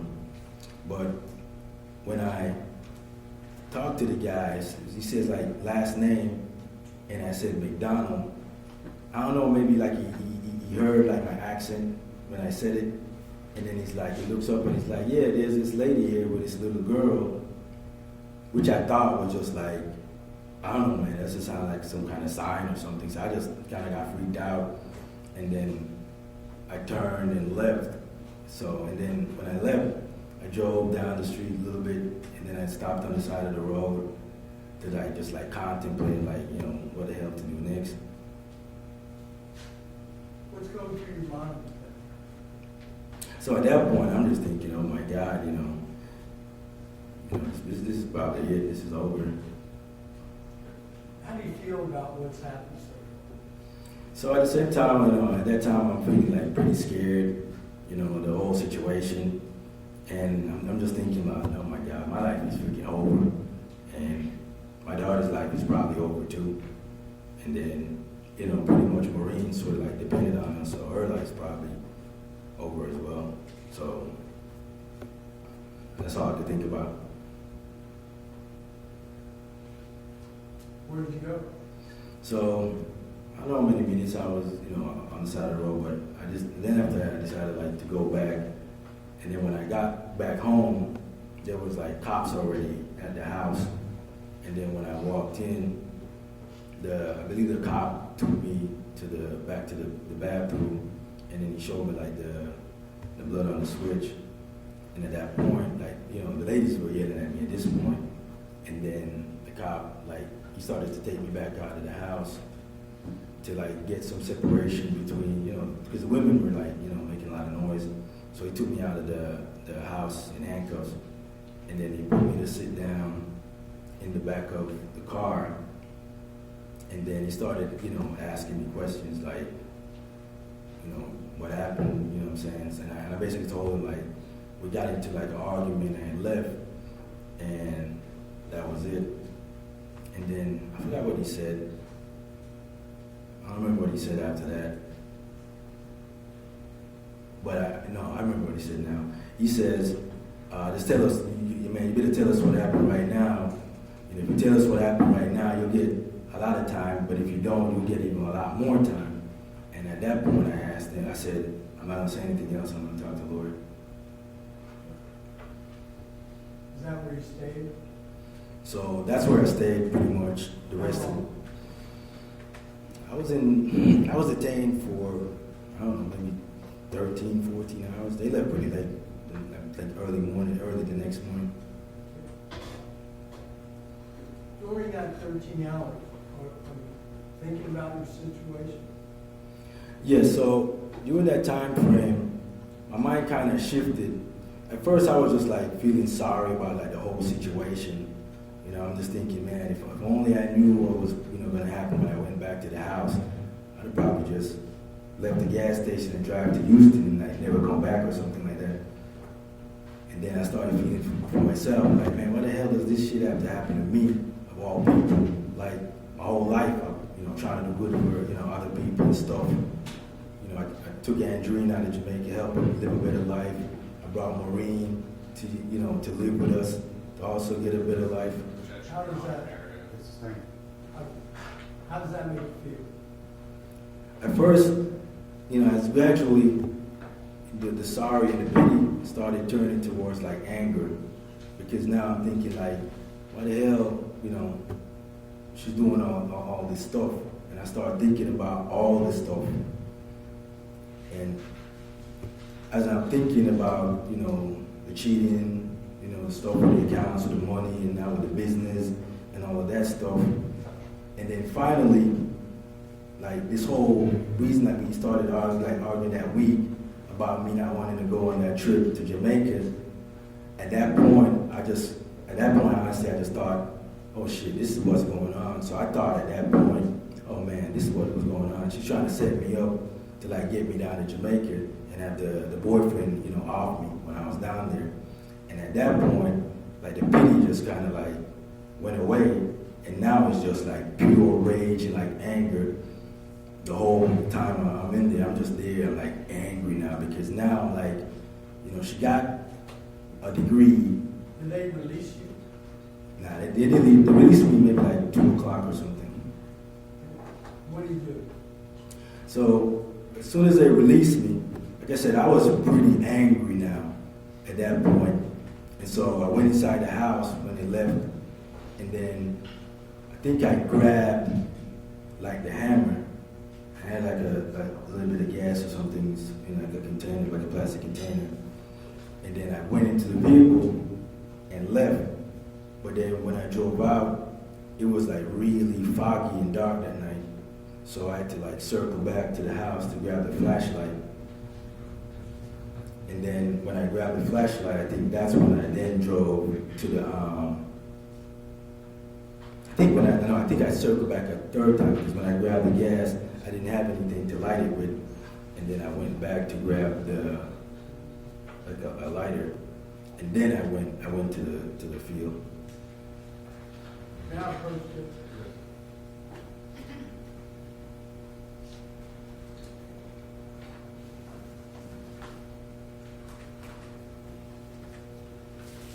I'm showing you we marked as defendants exhibits 55 and 56.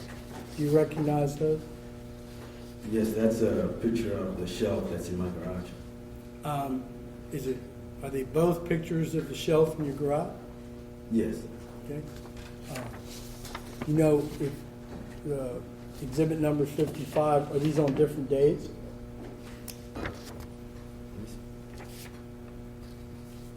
Now they look like the same day, just closer up. Okay.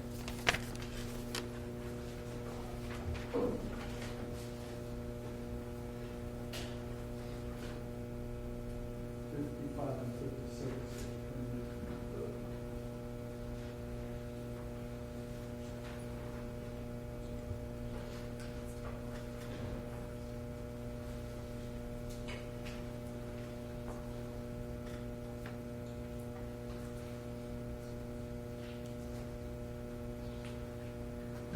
And I'm sorry, Mr. Conway, which day is this? March 1st. March 1st. No objection, Judge, to 55 and 56. They're both admitted.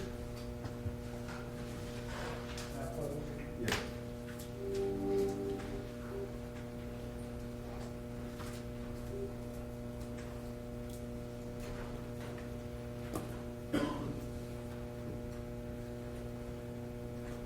I'm showing you it's been marked as defense exhibit 55. Do you recognize that? Yes. And slightly different view. Defense exhibit 56 on March 1st in your garage. Do you recognize that? Yes. Can you see this little item right there, the little yellow base? Yes, I can. Do you know what that item is? That's my yellow hammer.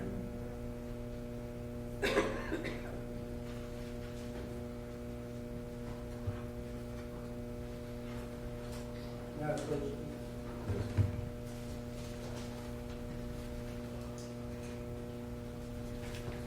I'm showing you what's been marked as defense exhibit 59. Can you look at that and tell me what it is? That's my hammer.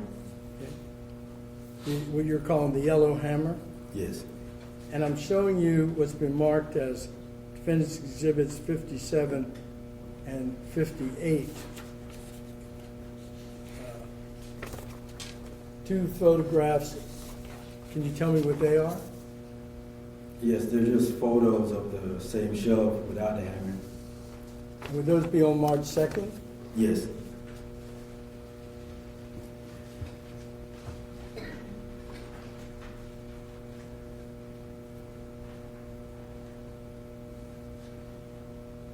'57, '58, '59 defense exhibits tendered for review. Your Honor, no objection to 57, 58, or 59. These are all admitted.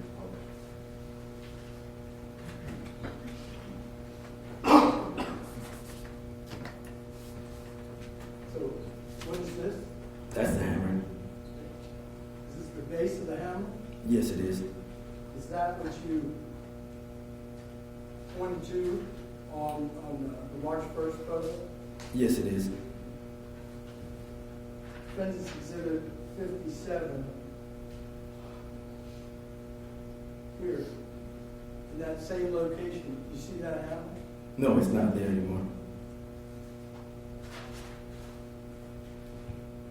You see it in 58 No, it's not there anymore. on these March 2nd photos. You know why it's not there? Yes, I do. The reason why they're not there, it's not there, is because early Saturday morning, March 2nd, I had grabbed the hammer off the shelf, and then, like I said before, after I got released from the cops, I had driven back out to Speck Road. What did you take with you out to Speck Road? I took some gas and the hammer and the flashlight. Do you know what time you went out there? It was pretty late, probably like 3 o'clock or something. And when you got there, where did you go? I went straight back in front of the same property. I got out of the car. I was angry as hell. And at that point, I jumped over the fence and went towards the body. When you got to where the body was, what did you do? So at that point, now I'm like really angry. Because, When you say you're really angry, about what? So the reason why I'm really, really angry is just because, I'm thinking about this whole situation, a lot of it. I left the house just to avoid the very situation that I'm in, a confrontation with Andreen. Okay? And all of this, in my opinion, could have been avoided. If Andreen wanted to, go be with somebody else, she was free to do that. She had a degree. She owned half of a business. Why would she need to go through all this stuff to try to get it all? And then in my opinion at that point, I'm thinking that's what the whole thing about going to Jamaica was, trying to get this dude to offer me off so she get everything. So what did you do? I get really angry. So at that point, I poured the gas on her and then I lit the fire. Was it enough gas? No, it wasn't a lot of gas. It's just leftover gas that I had.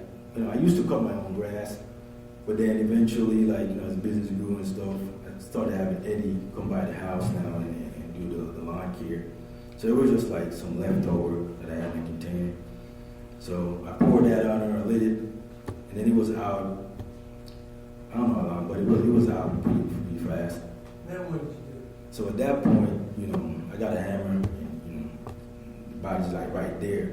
So at that point, I just got really pissed off and started hitting the body with the hammer. How many times? Honestly, I couldn't tell you, but it was multiple times. But I know. Where did you hit her? So I know I was hitting in the face and the neck area. And I remember at first I hit her in the face with the hammer front, and then I used the claw and hit her in the neck area.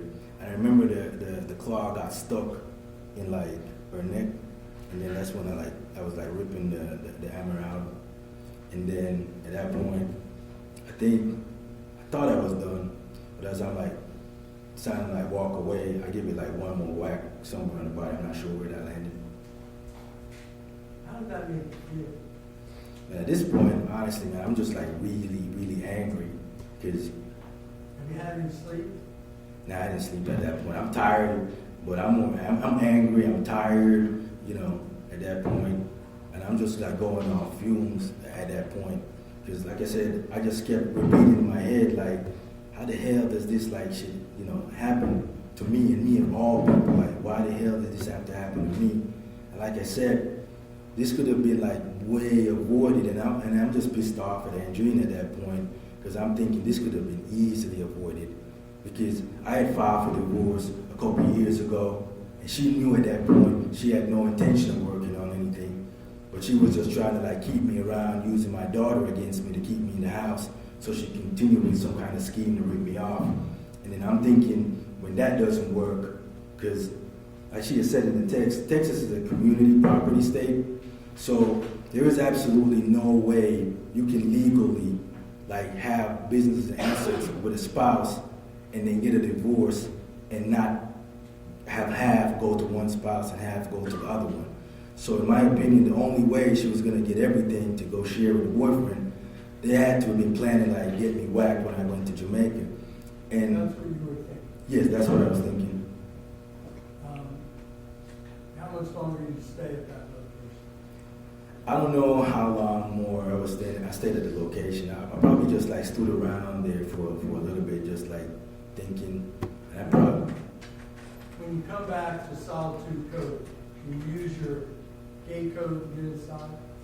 no, I don't think I used the gate code. I think I used like Andreen's like gate pass or something to get in.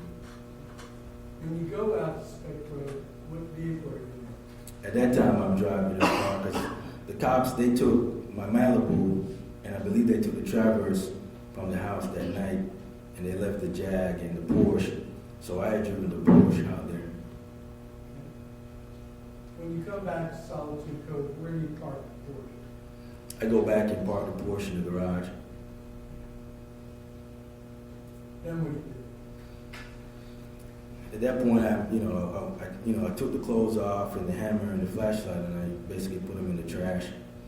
And then I think I had some clothes. It was pretty cold because it was winter, so I think I had maybe like another layer of clothes or something. But I didn't think those got messed up when because I had the black sweater and the black pants over it, so I didn't think any the underneath clothes got messed up. So I think I went into the bathroom and took those off and then put them like on a chair or something. And then, I don't know, I kept pacing around for another few hours. Then what do you do? So at that point, I'm just like thinking about like a lot of stuff, man. Like this whole situation, like how we got to this point, you know what I'm saying? Like how my life is going like really great, for several years. I get married, we get a kid, career-wise I'm doing good, got promoted, business is going good. And then for it just to like turn on a dime from that kind of atmosphere to now this whole crazy situation where basically, there's one dead person and I'm probably, going down for that. And then there's this little girl with autism that basically got no parents. And then all the other people that their lives are gonna get ruined because of this whole situation. And I'm just thinking about all of that stuff. And then in the morning, that's when I'm thinking, man, the only way out of this now is to probably just go try to get rid of the body. Where do you go? So I think at first I went and got like some cash at the bank. And then I went to Lowe's. That's you in the video we've seen, looking around Lowe's, making purchases. Yes, that's me. Gas cans, hatchet, axe.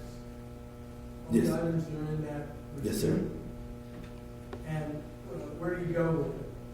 So afterwards, I go back to my house, and then I get to the house. I park the Porsche inside the garage, and then I'm there, just pacing around, basically still thinking.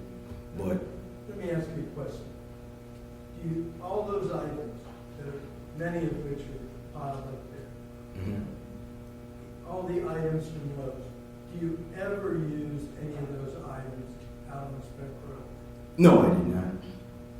The gas can, the axe, the shovel, it's a new shovel, right? Yeah, everything that was there was brand new. It's still a new shovel. They're all new. The axe is a new axe. Other than what you described, lighting the body on fire, hitting it with a hammer, do you ever go back out to Spec Road? No, I did not.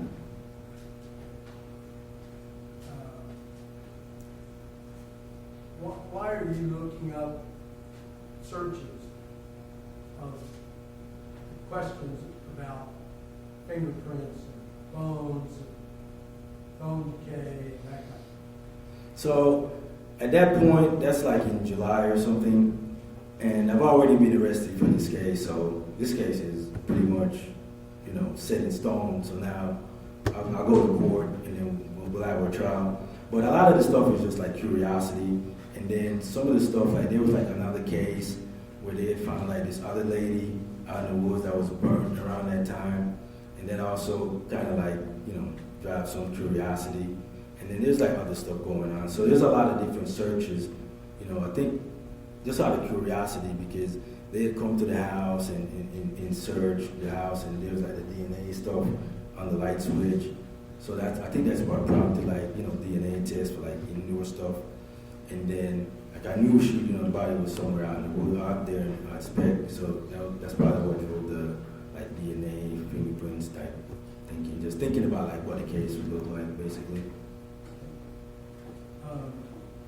There's been testimony in the trial that you were arrested for the receipt, for the Lowe's receipt for tampering with evidence.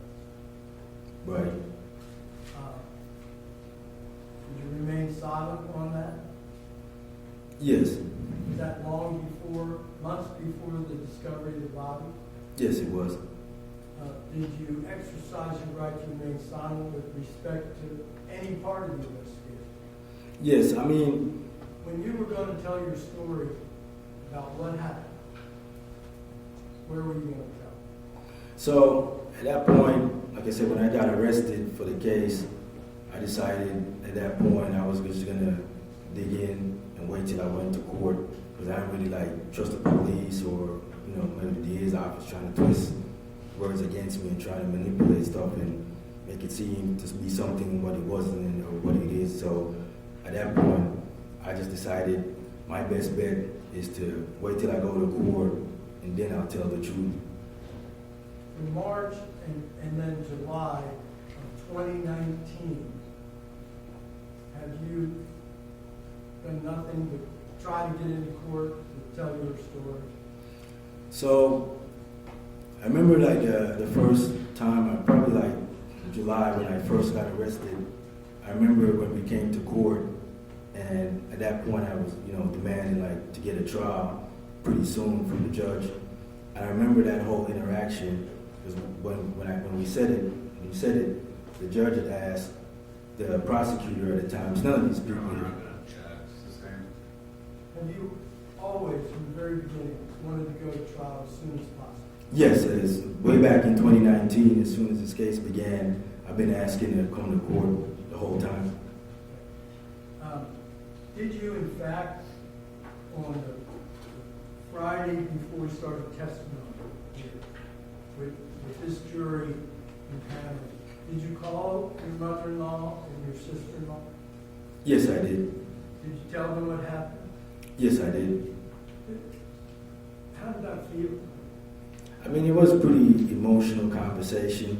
I already knew when the case started, obviously we're gonna have a trial, then I'll get to tell the truth. But I had lived with Maureen for several years, and not only that, on top of that, since I've been, away, she's been the person like taking care of my daughter. And so I just felt like I didn't want Maureen to hear it the same time everybody else hears it. I just thought out of courtesy, I'd give her a heads up, let her know what went down, tell her the truth, and then eventually I'll come to court and say it. Is what you told them what happened?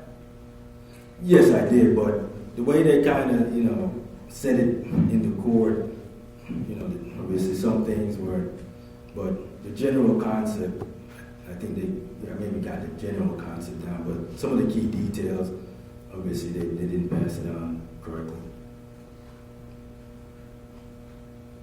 One more.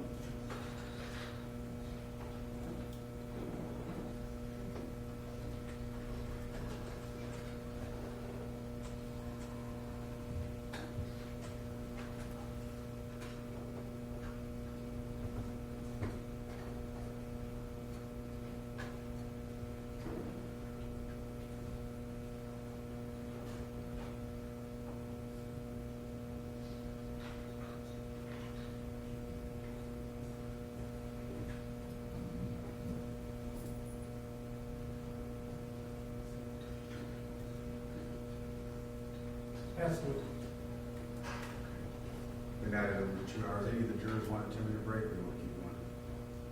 Raise your hand. Break. I see something. Good. We'll do a break. All rise for jury this way, please.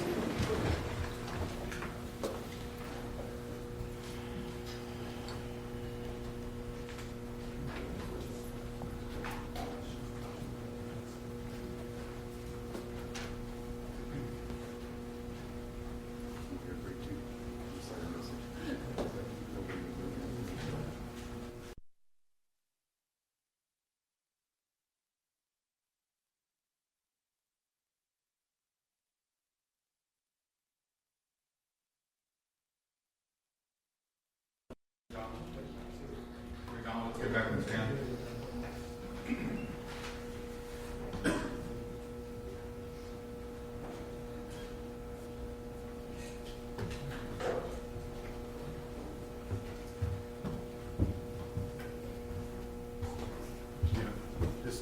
You don't have to look at me every time I look over here. You know, sometimes you're thinking that I'm going to tell you something, but I'm just either looking at the juror or listening to your testimony. But if I say something, I'll tell you. Sometimes you kept looking over here when you take down. Yes, sir. I'll speak up, or just either looking at them or looking at you. Okay, all right, sir.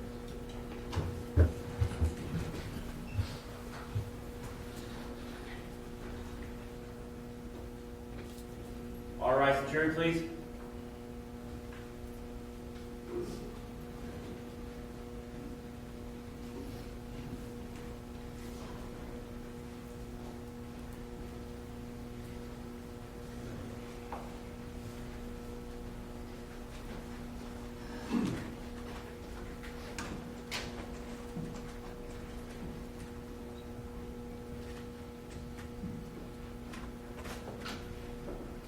Thank you. You may be seated.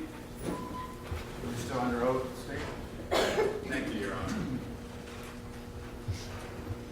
The business that you and Andreen had, what was the name of it? The home health care business. It was Starlight Homes. And when did the company come into effect? When did it start? Probably 2012, 2013.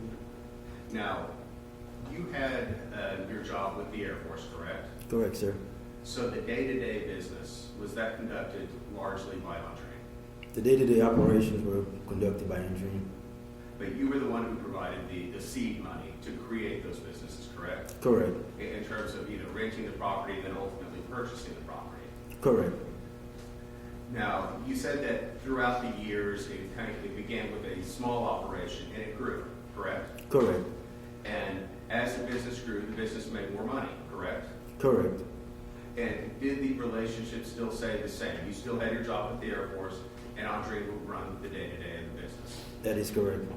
Now, at the time in late February, early March of 2019, how many businesses were there?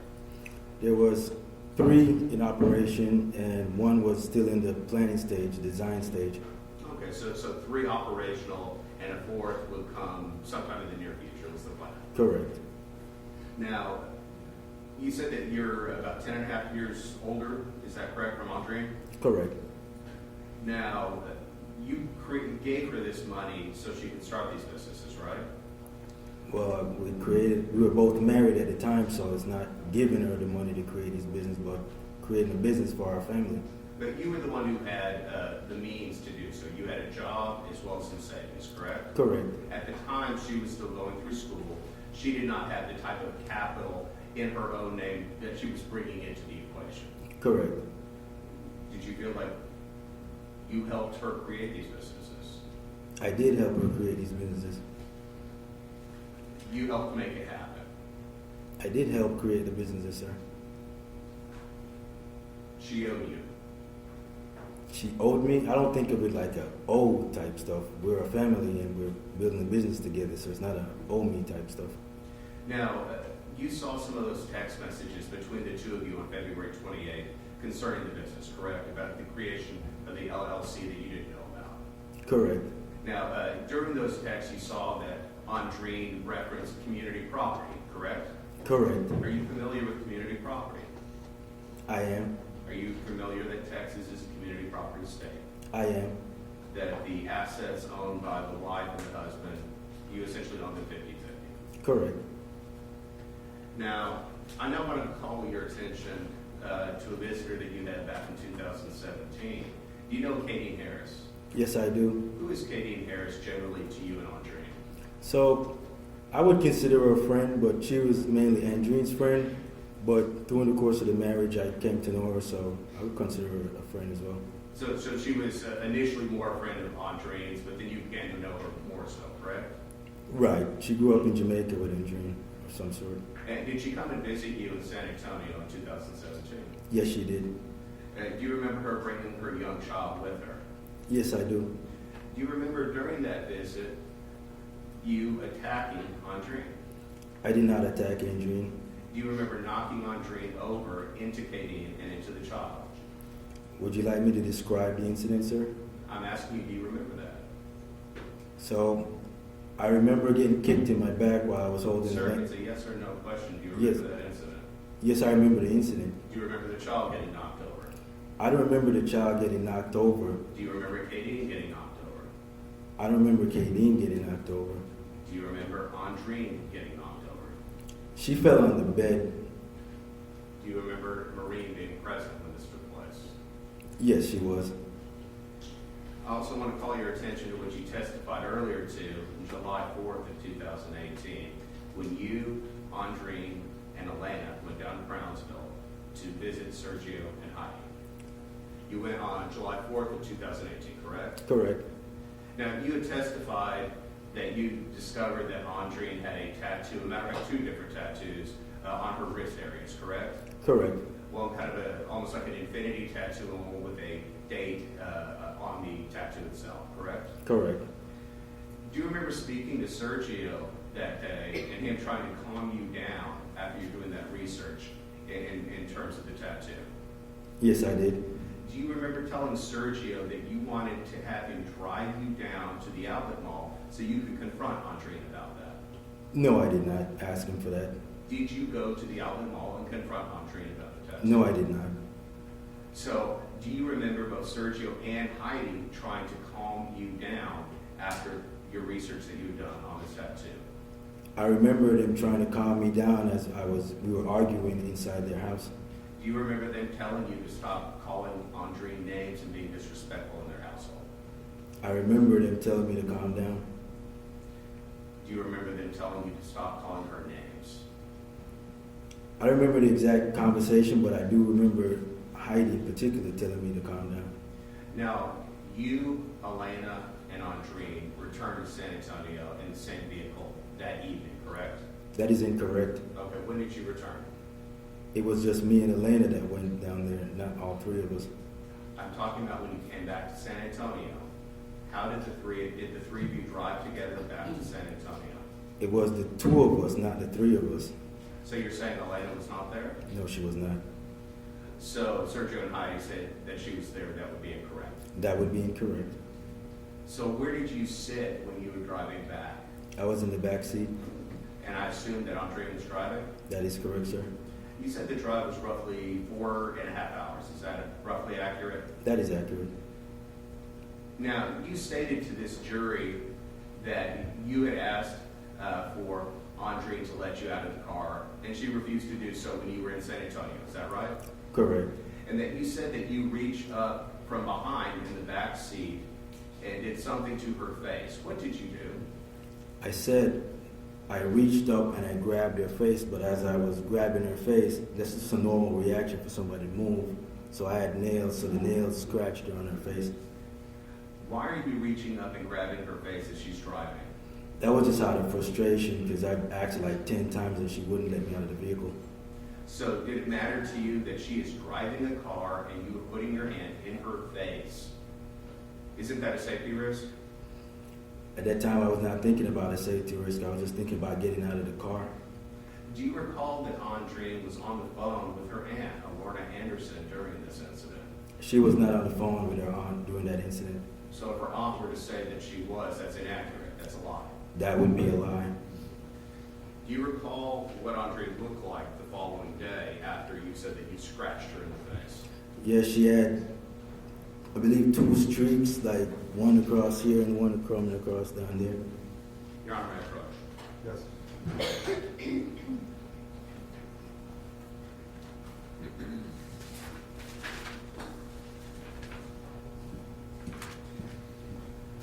I'm showing you what has been marked as State's Exhibit 438.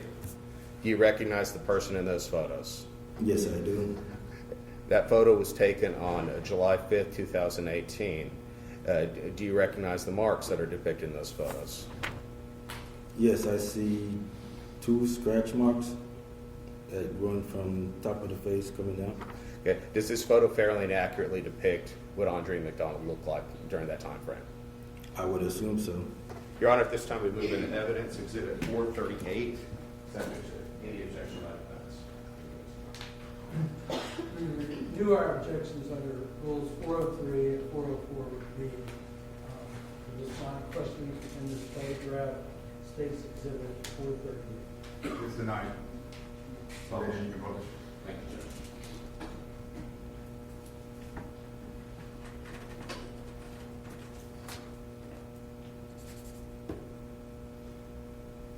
Who's this photo of? That's Andreen. You said that you saw 2 different marks on the photograph. Describe to the jury, where did you see those marks? They're running like from here down. And you're indicating a place on your forehead, on the left side or the right side? There would be like something like here. So on either side of the temple? Roughly like coming down the middle of the face. You said it was also going down. Going down to where? Like going down the face because it's a scratch. Where does it end on the face? I can't really tell, but it's coming down. Is it around her nose? I can't see any marks on the nose.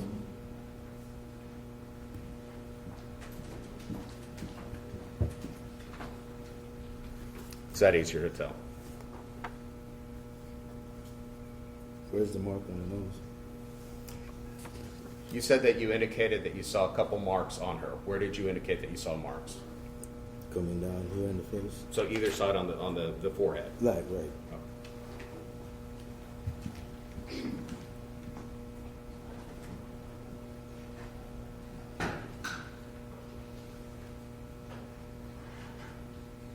Permission to approach.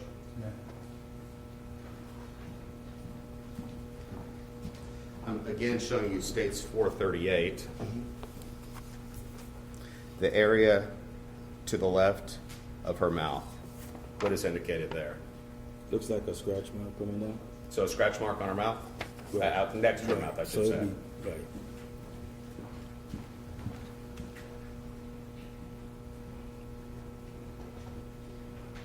You said that Andreen was not on the phone with her aunt during this incident. She was not. I now want to call your attention to Christmas time, December 2018. Was your friend Andrew Russell visiting from Florida? Yes, he was.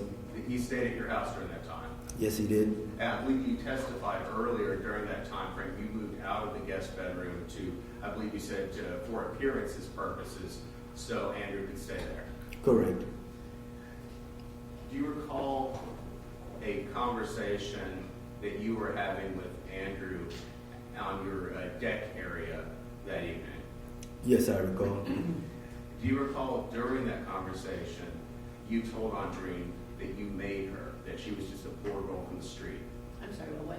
That you made her, that she was just a poor girl from the street? I do not recall saying that. Do you recall after that that you started to physically attack Andreen? I did not attack Andreen. Do you recall putting your hands around her neck? I did not put my hands around her neck.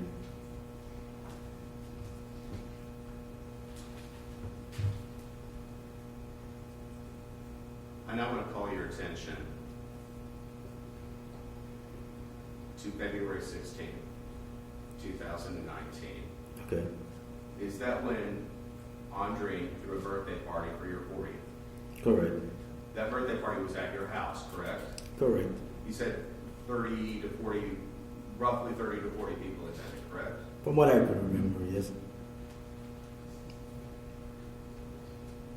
Now you said also around that time that Andreen had asked you if you wanted to go to Jamaica to see I'm not sure if it's a band or some type of concert.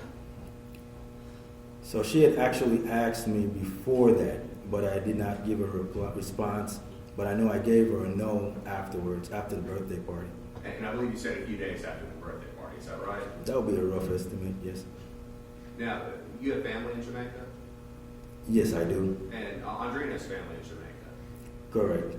You have, you both grew up there, correct? Yes, but in separate parts of the country. But Sorry, you separate both, But in separate parts of the country. and you both have friends, connections to Jamaica. Yes, we do. Could you have just been simply wanting to go back home? I mean, she could have gone whenever she wanted, but I did not have a reason to go back home. But you said you have family and friends in Jamaica, correct? I do have family in there, but I hadn't been to Jamaica in several years, and I had no intention of going back anytime soon, so. I now want to bring your attention February 28th, Yes, sir. 2019. Did you have a scheduled meeting at H&R Block to go over your taxes with Juanita Brockman?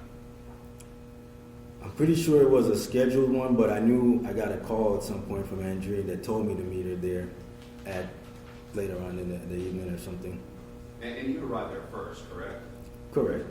And Andreen came with Elena? Yes, she did. And you're aware that that evening that Maureen did not stay at the house at Solitude Cove, correct? Yes, she left the house. I'm not sure when, but she was not there. Did you know why Maureen had left? No, I do not. Just that she was not present. Correct. Now, you said that while you were at H&R Block is when you first found out about this LLC, is that right? That is right. And that you exchanged some words in patois with Andreen. Correct. Now, after those words were exchanged, both of you went back to the house. I believe you said you arrived first, correct? Yes, I arrived first in my Malibu, and then I think she came later in her Porsche. Was it much later? Maybe 10, 15 minutes. Okay, so relatively shortly thereafter. Did she have Elena with her? Yes, she did. Now, during that time frame, did you continue to argue with her about the LLC? Now, it was a brief response, and then I shut it down. I didn't say anything more about it till we got home. Did you text back and forth while you were at the house about the LLC? Not at the house. You called Andrew Russell that night. Do you recall that? I don't recall calling Andrew that night, but I spoke to him on the phone during the day. Do you recall speaking to him for roughly 45 minutes? Yes, at lunchtime. At that time, are you saying you did not know about the LLC? At that time, I did not know about that LLC. And you would confide in Andrew about your issues with Andreen, correct? Not really. Not really. How often would you talk to Andrew? Every day. But you would not discuss your personal life?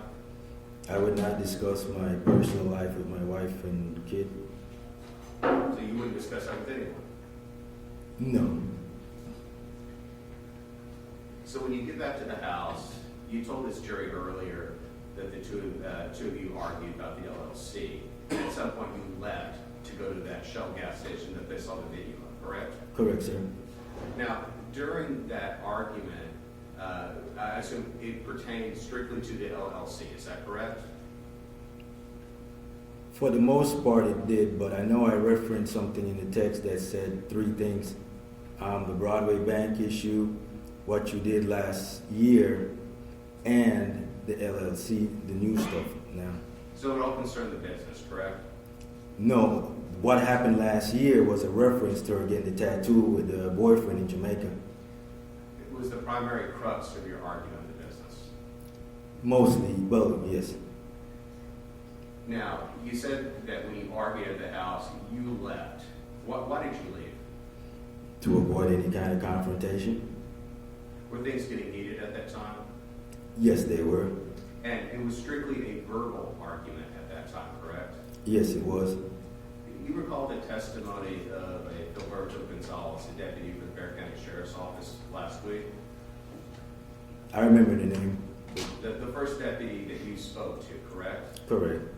Do you recall telling him that Andreen pushed you and then you left? I don't remember exactly what I told him, but I knew I told him we had an argument and I left. Now, as far as the details, I'm not 100% sure. So you're not exactly sure what you told Deputy Gonzalez? I'm not sure exactly what I told him, but I knew I told him about the argument and I left the house. Now, when you go to the Shell station, we saw from the video produced by Mike Fedley that there were some communications between you and Andreen, text messages specifically, correct? Correct, sir. And the two of you continue to argue about the business, correct? Correct. Previously, you told the jury when you had an argument, I believe it was at Coral Grove, that you left for the night and went to a hotel and then returned the next day. Why didn't you do it that night? So these were two different types of situations. When I said was, when I left the house at Coral Grove, I came back home. It is after I found out she had made a phone call to the police to falsely accuse me of an assault. That's why I left the house again to go to a hotel, because I was going to move out. Well, previously you told this jury that you were pretty upset about this LLC, correct? Yes, I was. And that you were upset that Andreen was arguing with you about the LLC, correct? Correct. It was making you more and more mad. Why didn't you leave at that time? I did leave. Why did you come back? I came back home probably like close to midnight. Now, your daughter is with Andreen, correct? She's at the house, correct? So she's safe with your wife. I don't assume Andreen would hurt my daughter, no. So your daughter's in a safe place. You have means to go to a hotel. You elect not to. You elect just to kind of wait out several hours before you come back. That's what I've done almost every single time, was leave the house and then go back home a few hours later. Now, you'll admit to me you were pretty angry about this. I was upset, but as far as like pretty angry, I wouldn't classify it as that at that point. So you felt it was just fine to go back to the house. Well, How many hours did you wait? probably like 3 or 4 hours. So you still felt it was necessary to wait 3 or 4 hours as opposed to just go somewhere else? It is a normal routine whenever we get into an argument for me to leave the house to avoid any type of physical confrontation or arguing in front of my daughter. I would normally leave the house, then I would go back home a few hours later because I would expect things to calm down. I only went and got my stuff and moved out for a hotel that one time because I found out she had falsely accused me of a crime. And so I was trying to get out of that situation. So I actually went back to move out of the house, not to just leave for the night, but move out of the house. You'd agree with me you could have gone to a hotel? I would agree I could have gone to a hotel. And you also own multiple other properties. You could have gone to one of those other properties as well. No, because all those properties were being used for the assisted living, so there wasn't any place for me to go to any of those properties. When you said that you go to a park and then at some point return to the house. Roughly what time did you return? I'm thinking it was close to midnight because it was pretty late. And you said that you came into the house through the front door and that the lights in the kitchen were on. Yes, they had lights in the kitchen on. Were any other lights on? Yes, in the kitchen. Just in the kitchen? Correct. So when you come in, you said that you see that Andreen is seated on the couch in the living room area, just outside your bedroom.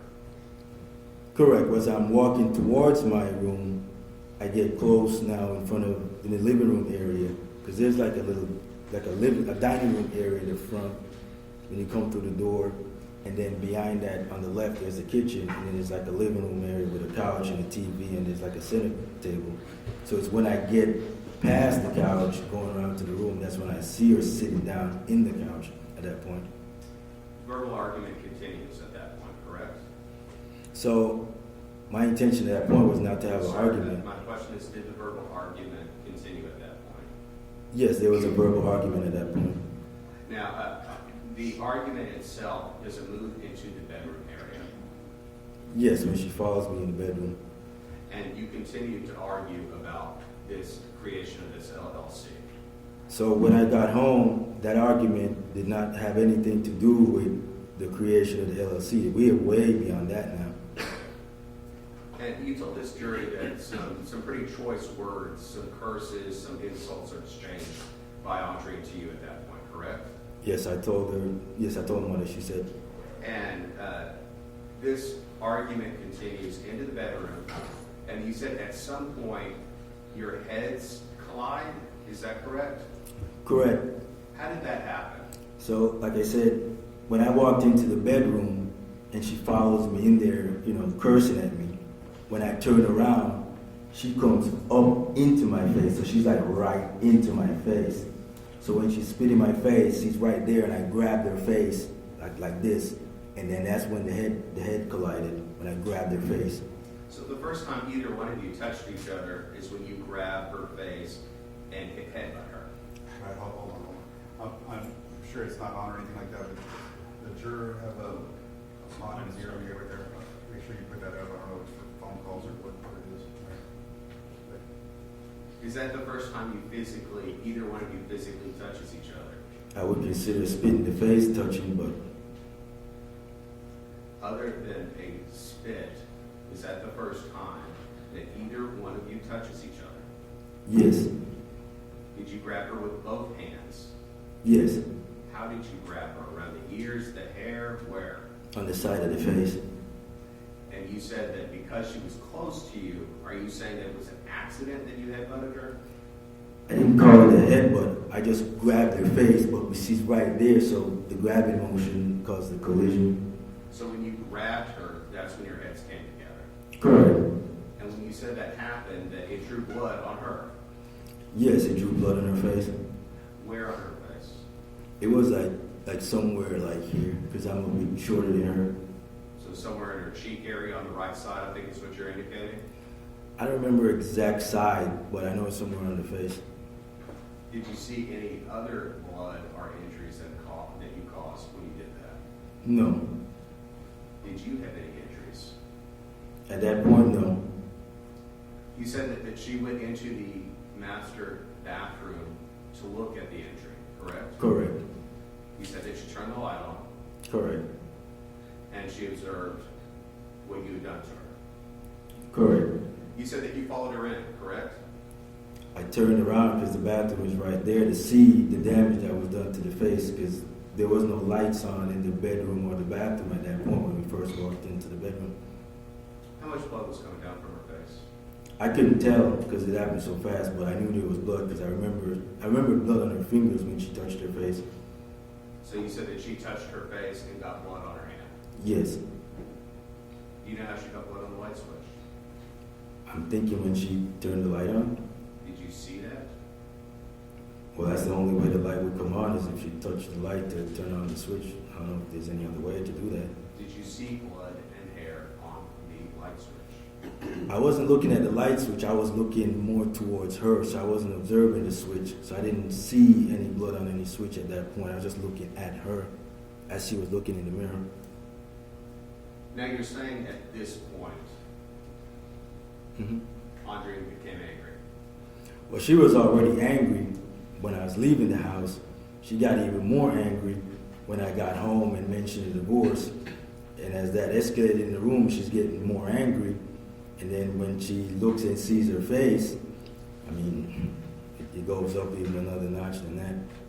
You said that when she saw her face, you said that she tried to strike you, tried to hit you? Yes, because like I said, when I went through the door for the bedroom and the bathroom, I was standing close to the door, and she's by the other side where the light switch is in the mirror. And then that's when she, came across the room to attack me back by the door. How did she try to strike you? Well, she was throwing some punches, and then I was like ducking down to try to avoid getting hit in the face, and then I grabbed onto her, and then I did a tripping motion, So the way she was trying to contact you was trying to hit you either with her fist or slap you, correct? It wasn't a slap, it was a fist. I'm sorry? It wasn't a slap, it was a fist. Did she actually make contact with you? There was contact in the back because, like I said, I was ducking down to avoid getting hit straight in the face. and then I grabbed onto her like her clothes or like a shoulder clothes, something in the upper area, and then I did like a swing, like a takedown, but it tripped over the other foot too. So she grazed you with her fist? Like probably in the back area. How many times? I don't know, to be honest. Did you grab her quickly after she did that? Yes, I said I grabbed onto her. She was, wailing on me, and that's when she fell on the ground. What was she wearing? She was wearing a tights and I think like a green sweater or something. I think a greenish type sweater and the tights. Do you remember? That's what I think she was wearing. I don't remember exactly because it's 4 years now. Did she have shoes on? No, she didn't have any shoes. Did she? I don't remember, to be honest. So where in her clothing did you grab her? On the sweater up top. Up top? Both hands? Yes. Is that when you threw her to the ground? Yes, that's when I got her on the ground. Where did you throw her on the ground? In the bedroom or in the bathroom? We were in the bathroom. Like I said, the confrontation started in the bedroom, but when she went inside the bathroom and turned the switch on, that's when the rest of the confrontation happened, by the door. How did she go down on the ground? Like I said, when I twisted, I also used like one leg to like trip her, to like get her on the ground. Did she fall on her face, her side, or her back? I think more like on her side when she fell. How far was she in the bathroom at this point? We were right close to the bathroom door that splits the bedroom and the bathroom. Is that when you started kicking her? Yes, that's when I kicked her twice. Where did you kick her? I didn't see exactly where the kicks landed, to be honest. And you think that you kicked her maybe only twice? Yes, You're not sure where. How hard did you kick her? it's probably a hard kick. Did you rear your foot back and use all your force? Well, when I tripped her, I knew one foot was already back, so when it swung, and then I kicked her again. What were you wearing on your feet? The shoes that I was wearing when I came back from the gas station, What type of shoes were those? I don't remember exactly, but it's the same shoes. Were they tennis shoes? Were they dress shoes? Were they boots? What were you wearing? They weren't boots, but I'm not sure exactly what kind of shoes they were. I remember it's 4 years, sir. They weren't sandals, they were shoes though? Yes, I think they were shoes. You're not sure where you kicked her? No, I just threw a couple of kicks. I'm not like sure like where they physically landed at the time. And at some point you noticed or heard that your daughter is hearing or seeing some of this. I heard footsteps, and since there's only 3 of us in the house, the assumption is it's Elena. Now, you have just thrown this woman down on the ground and kicked her at least twice. Mm-hmm. It's pretty loud, isn't it? It was loud from the minute I got home because she was yelling pretty loud. Is it loud at that moment? At the moment when she's on the ground, probably not. You said that she was making a noise. What type of noise was she making? It was something like a wheezing type sound, something like that. But through all that commotion, throwing her down, kicking her, her making that wheezing noise, you can hear that your daughter is coming down the stairs. No, I didn't hear her coming down the stairs. I said I heard steps, so I'm assuming she was probably around in the living room area, close to the front, to the door of the bedroom. Did she see you kicking your wife? I do not know the answer to that question, sir. Now, you said that you then went to get Elena and bring her upstairs. Is that correct? Correct. What did you tell her At that point, at that point? she asked me, I'm not sure what she said or if she said anything, but I remember putting her in bed. But I definitely remember the next morning when What did you tell her at that point? I don't remember that having a conversation at that point. I just remember it, but I remember exactly what happened in the morning when I was getting her ready. We'll get to that. Did she ask you why you were kicking your wife? No, she did not. Did she ask why mommy was down on the floor wheezing?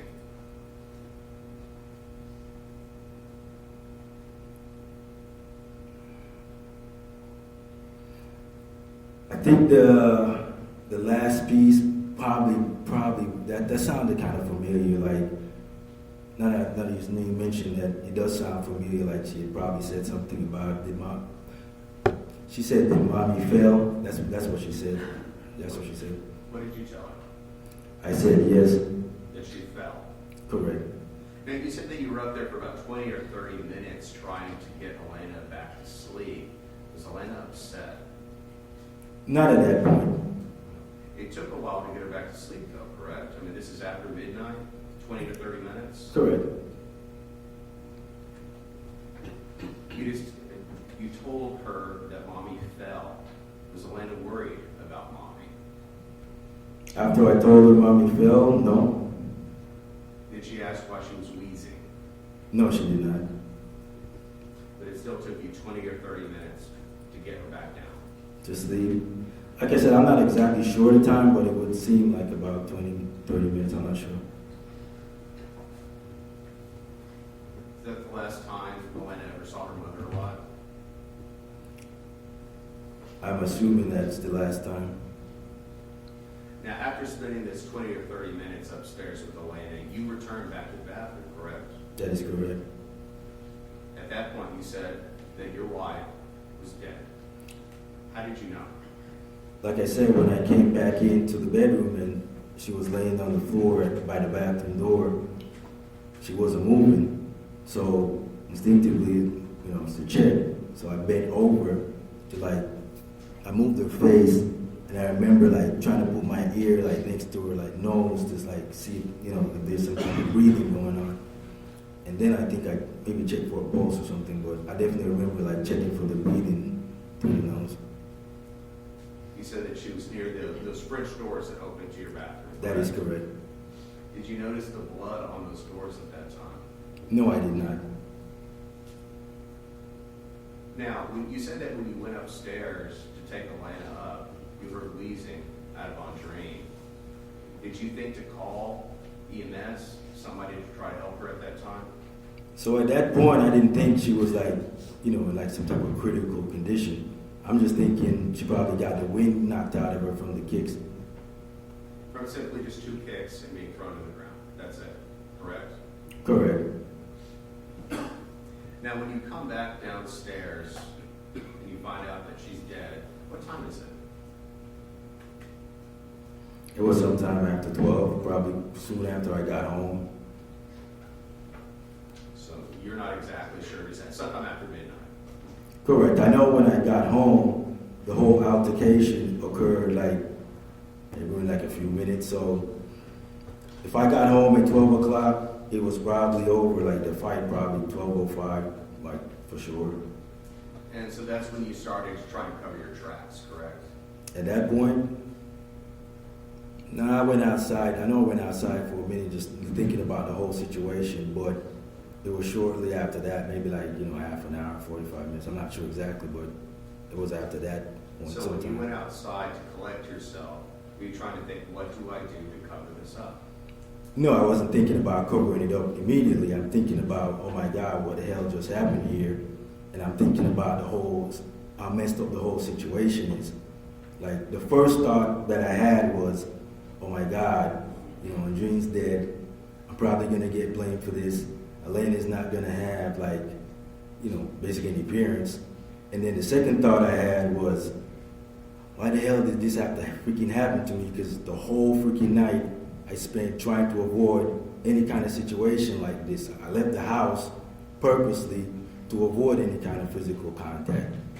I stayed out several hours trying to avoid any kind of physical contact. When I got home, I'm not expecting anybody to be up. Elena's supposed to be going to school in the morning, getting up at 5:30, and Andreen's supposed to be going to the gym at 5. Here, I'm going to object to narrative at this point. Now, during that whole time frame that you're thinking about this whole situation, did it ever occur to you to get help? At that point, I wasn't thinking about getting help because there's no one to help. You never thought, I need to call EMS, maybe they can revive her, nothing like that? I never thought about calling anybody to revive a dead person, so I'm not sure what you're asking. You're not a medical doctor, correct? No, I do not have any medical background. So you didn't know if there was any life-saving techniques that might have been used at that time? No, I was not aware of any of that. Now, at that point, is that when you go to the garage to get the trash bags for your wife? I know at some point when I got back into the house, I was thinking I need to get her out of the house. And it's at that point I went into the garage and got the trash bags, and then went inside the master bedroom and put her in the trash bags. Now, are these just trash bags that you use in your kitchen? No, these are trash bags these are the big black trash bags that you would get like for trash, like you have leaves and stuff like that outdoors that you would put in those types of trash bags. And how many bags do you get? Just two. And you take these bags and you go back into the master bathroom and you put these bags around your wife? Correct. You said that you use something to tie around the bags, is that correct? Yes, like a belt. What? A belt. A belt? Whose belt? I don't remember whose belt, but it was a belt. Where did you get it? Where did you get the belt? It was somewhere in one of the closets. And you said that you then dragged her body to your Malibu, correct? Correct. Where was your Malibu parked? At this time, it's parked in the driveway. Why are you putting it in her trash bags? I mean, why not? Are you trying to make sure that you don't get caught? No, I'm thinking about getting her out of the house, so, I'm not sure what you're trying to say. Where in the Malibu do you put her? In the trunk. So you open the trunk and you toss her body into the trunk. I wouldn't call it a toss, because she's pretty heavy, so it's like I described the scene already, sir. Now, you said that she's pretty heavy. Andreen worked out, correct? Yes. Often. Correct. She did CrossFit. Yes, sir. You were in pretty good shape back then as well, correct? Yeah, I do training for like the PT test, so I'll do like push-ups and sit-ups and run like a mile and a half. Okay, so you would work out as well, correct? Yes. So you get her into the trunk and you go to Speck Road. Why Speck? Like I said, I had gone there like the year before for a soccer match, so I kind of knew on that road there was like a field, like just like those types of fields that you saw. So I knew that's how the location looked, just from going there the year before for a soccer match. You know it was remote.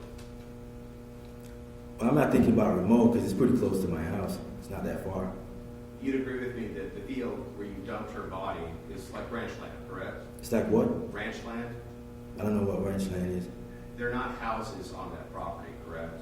Right, there's no houses on the property. It's just a field with high grass and shrubbery, correct? So at the time when I put her there was no field with high grass. It was in the wintertime, so there was no high grass. Okay, so what Mr. Kalbandi testified to about the grass being that way in February is not accurate.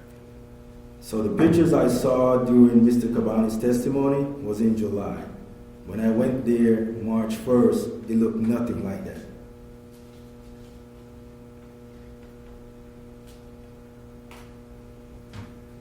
Then why did you decide to throw her body there?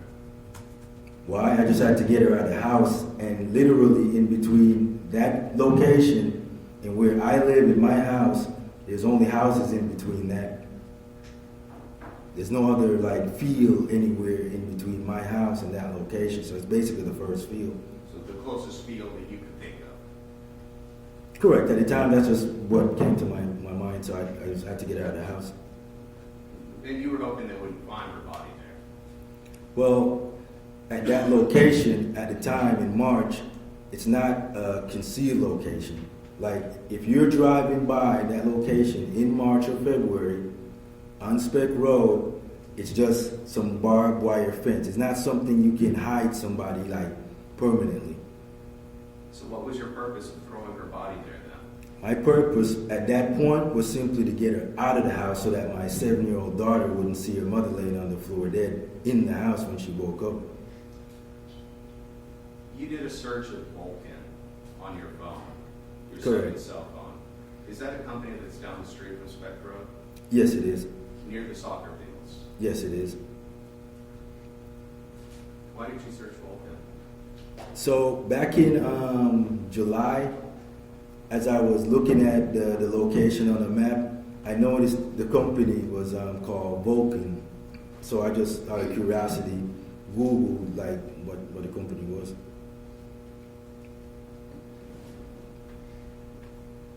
Now, earlier,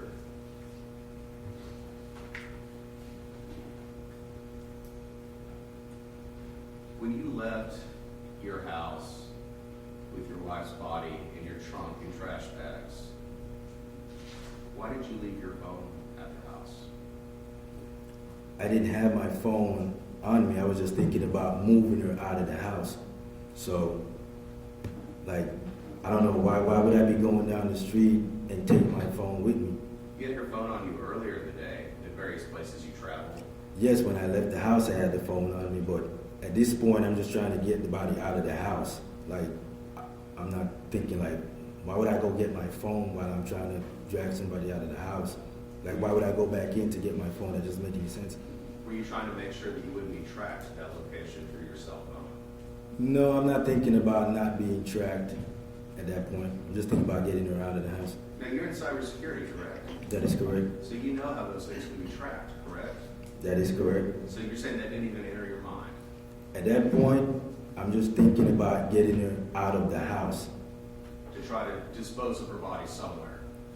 Well, not dispose of the body, because I didn't do anything to the body at that point. You did move the body, correct? Correct. Now, when you take the body out to Spec Road, 680 Spec Road, how did you get her through that barbed wire fence? It was quite a hassle, but like I said before, the barbed wire isn't that sturdy. But I either like forced her through on the bottom, or like got her on like the bottom and like rolled her over the bottom one. I can't remember exactly, but it's definitely either one of the two techniques. Okay, and I think on direct examination you said that you can't remember small details like that after close to 4 years, correct? Correct, but it just made common sense. Like, how else would I get it through the fence? It's either going to be in the area underneath or barely directly above the Small first one. details like the disposal of your wife. Sir, it's 4 years, sir. But like I said, it's definitely one of the two situations.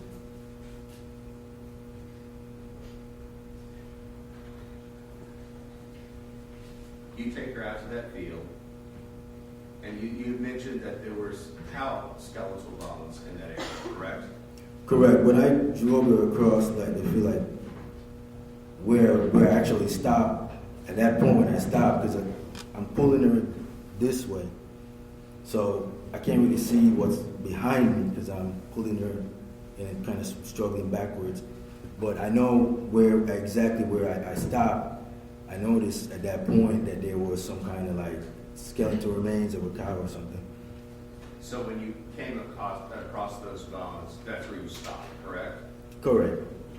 And you put her body down, and you put those cow bones on top of her. At that point, I did not put any bones on top of her. Did you not move the cow bones at that time? The next night, I moved the cow bones, but not that time. I did not. Now, you said that at that point you made the decision to strip her body of her clothing, correct? Correct. And you said that you think that she was wearing a sweater and then also some type of tights, correct? Correct. You remember what else she was wearing? Thinking at that time, probably like some panties as well. And you said that you took that clothing off and you put those in the bags and you had dragged her body out to the field, correct? Say it again, sir. I didn't hear you. Where did you put her clothes after you stripped her naked? Back in the bags that I had used to, like, transport her. And you took both of those bags, correct? Correct.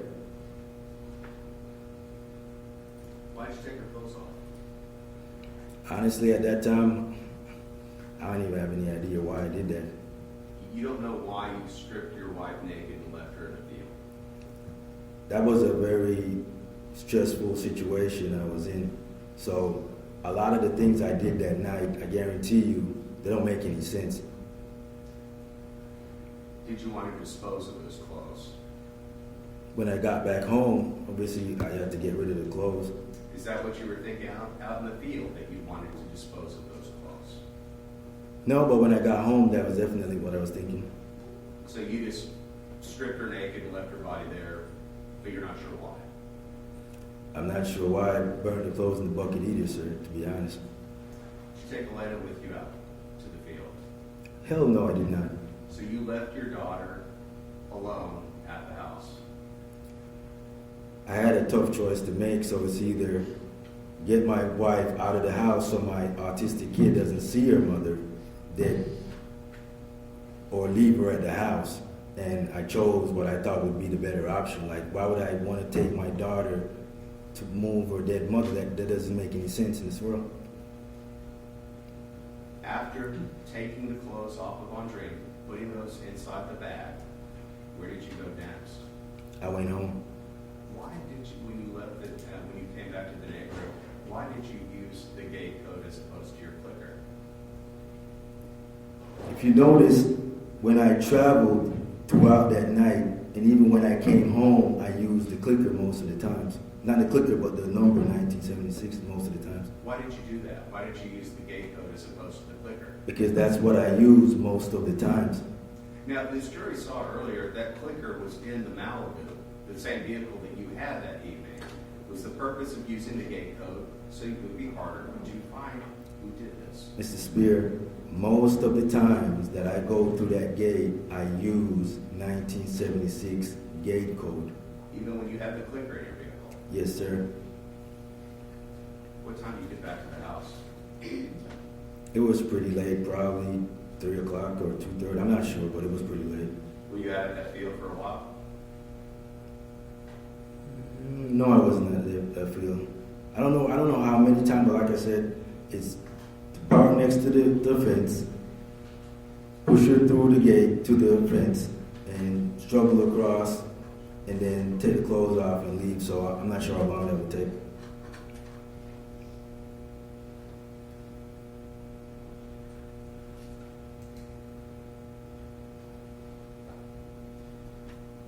When I asked you about if you brought Elena out to the field with you, you said that you left her at home. Correct. That was the only decision you had to make. You had a tough decision to make about what to do, correct? Correct. She was asleep, so why would I wake my daughter up to take her to the day home? That doesn't make any sense. And never during any of this time did you think to call 911? At that point, no. Now, the jury saw and you stated that you sent a text saying, "Hey, where are you? Elena is in her room and you're not here." That text at 1:50 and 19 seconds in the a.m. early Saturday morning. Correct. Did you send that text when you got back to the house? No, I think I sent that text before I left the house. So you left the house before, you sent that text first before you took your wife's body out to that field? I'm not 100% sure of the sequence, but I don't know if I left and came back and then sent the text. I'm not 100% sure of the sequence, sir. Then you also sent a text not quite 2 minutes after that stating, "And for your info, this has nothing to do with anyone but us. You shouldn't have opened the LLC without me." That's at 1:52 a.m. That is Andreen's correct. dead at this point, correct? That is correct, sir. The purpose of these texts, are you trying to cover your tracks? So at that point, like I said, once I got rid of her out of the house and I came back, and I'm thinking about like the situation now, like literally in the morning she's supposed to go to work. At some point somebody's gonna want to know, and it's at that point like I'm thinking, I'm panicking, but at the same time I'm thinking about the whole situation. You know, the mom is dead. I'm probably gonna get blamed. My 7-year-old daughter doesn't have both parents. And it's at that point, like I said, I start thinking about, okay, I'll just get her out of the house and then I'll just pretend I don't know where she is. So at that point, you're hoping nobody finds the body. I'm not thinking nobody finds the body. I'm thinking nobody believes anything happened to her at my hands. Now, you called Cindy and Johnson, she's your sister-in-law, on Friday, not last week, but the week before, correct? That is correct, sir. And you spoke to Cindy and also your mother-in-law, Hyacinth Smith, who goes by Maureen, correct? Correct. And you said that you even call Maureen mommy, is that right? That is correct. The kind of a term of endearment, correct? Correct.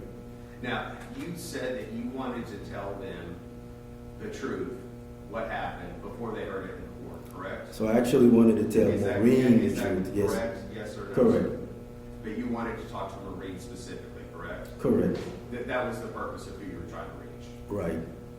Now, you obviously were here when Maureen and Cindy testified after that conversation. I believe it was 41 minutes in length, correct? Correct.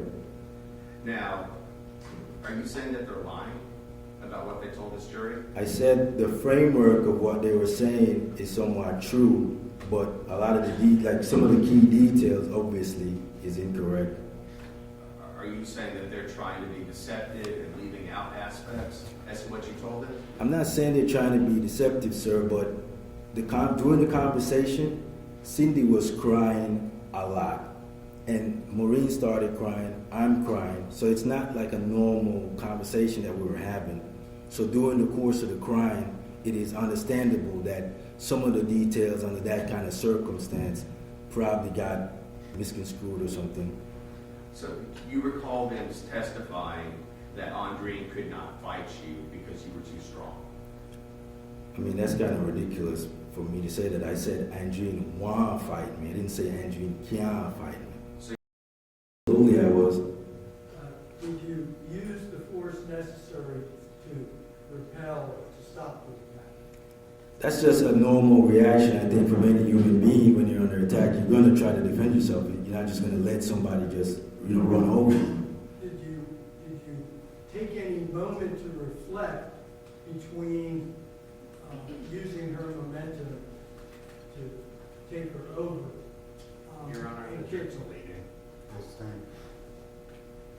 Did the prosecutor put words in your mouth by saying, when you threw her down, did you throw her down?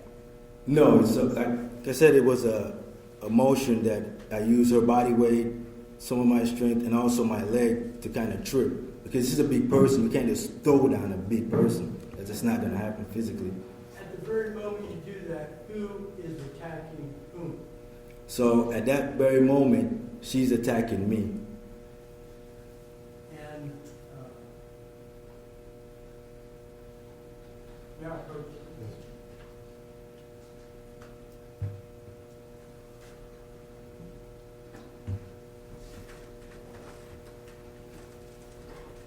I'm handing you two thumb drives. One's marked Defense Exhibit 60 and one's marked Defense Exhibit 61.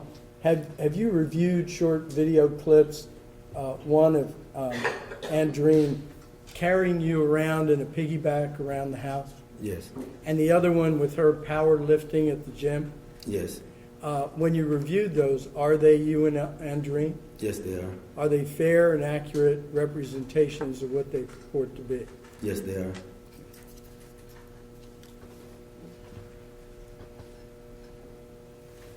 We've shared these with the state, and I'll do it again, and I will offer Defense Exhibits 60 and 61. Okay. Your Honor, we did previously do these in Defense Exhibit 60 and 61. We have no objection.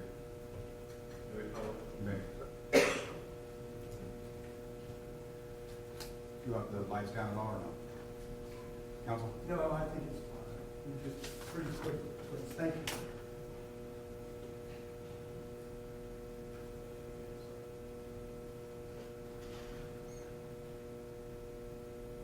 Sorry, Your Honor. The audience.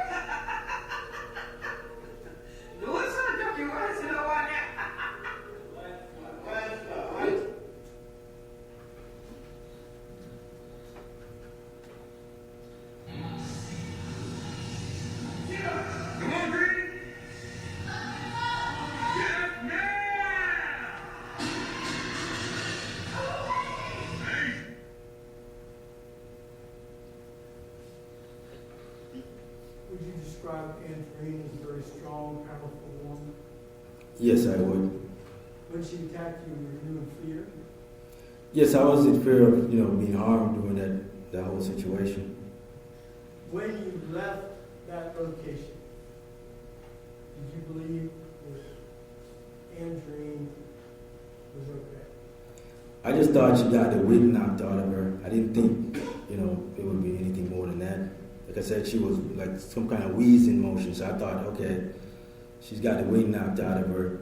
The whole situation is probably over. Like I said, I ran out to get Elena away from that whole situation, so at that point, I'm just thinking it's over now. And everything else that you described, and most of the things that are in front of you in evidence, do they all have to do with what occurred after her death? It's not a leading question. Can you rephrase it? Are you aware of all the evidence that you've seen in this case? Yes, I am. And are you aware that the vast majority of it occurs after her death? Well, every single item that they've displayed occurred after Andreen has passed away. Did you intentionally cause the death of Andreen McDonald? No, I did not. Did you commit an act clearly Your dangerous to Honor, human life? objection.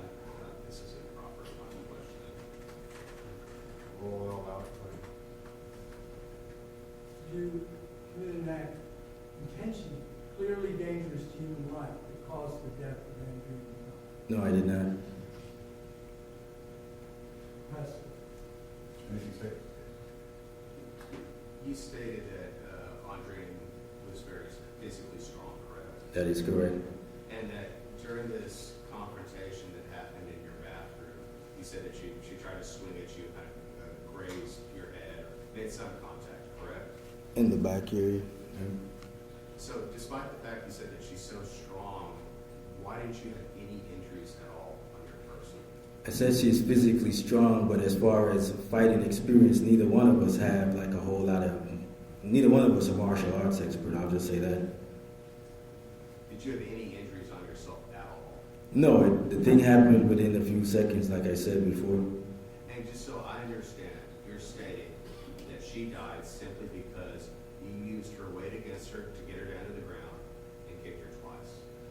I'm stating she died from one of those kicks. We'll pass her on. One more. Another photo.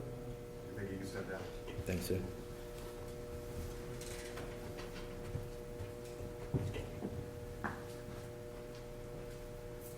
Let me take a 5-10 minute break so we can discuss with council where we're going to go from here. All rise for the jury. This way, please. Go ahead. We only have really one more thing to say. Say, nice. In terms of discussing with counsel, the defense rests. That's right. Okay. Okay. Well, then the rest of it. Okay. Let's see. I wanted to give you the chance to talk in private about that. Let's see your resting. Let's. What we'll do is. Here at. I see there's a freeze. I know I just saw a text from my school's district. Kids district might close. So let's do 9:30 unless. Make sure all the numbers to the deputy in case the commissioners close the courthouse. With the icy roads, but if not, we'll be here at 9:30, so it's not here at 9. Hopefully it dries up some of the traffic and the ice. I anticipate closing a little bit after that. I'm going to talk to the attorneys about how long, but we'll be hopefully done with closing by lunch. All rise for the jury. This way, please.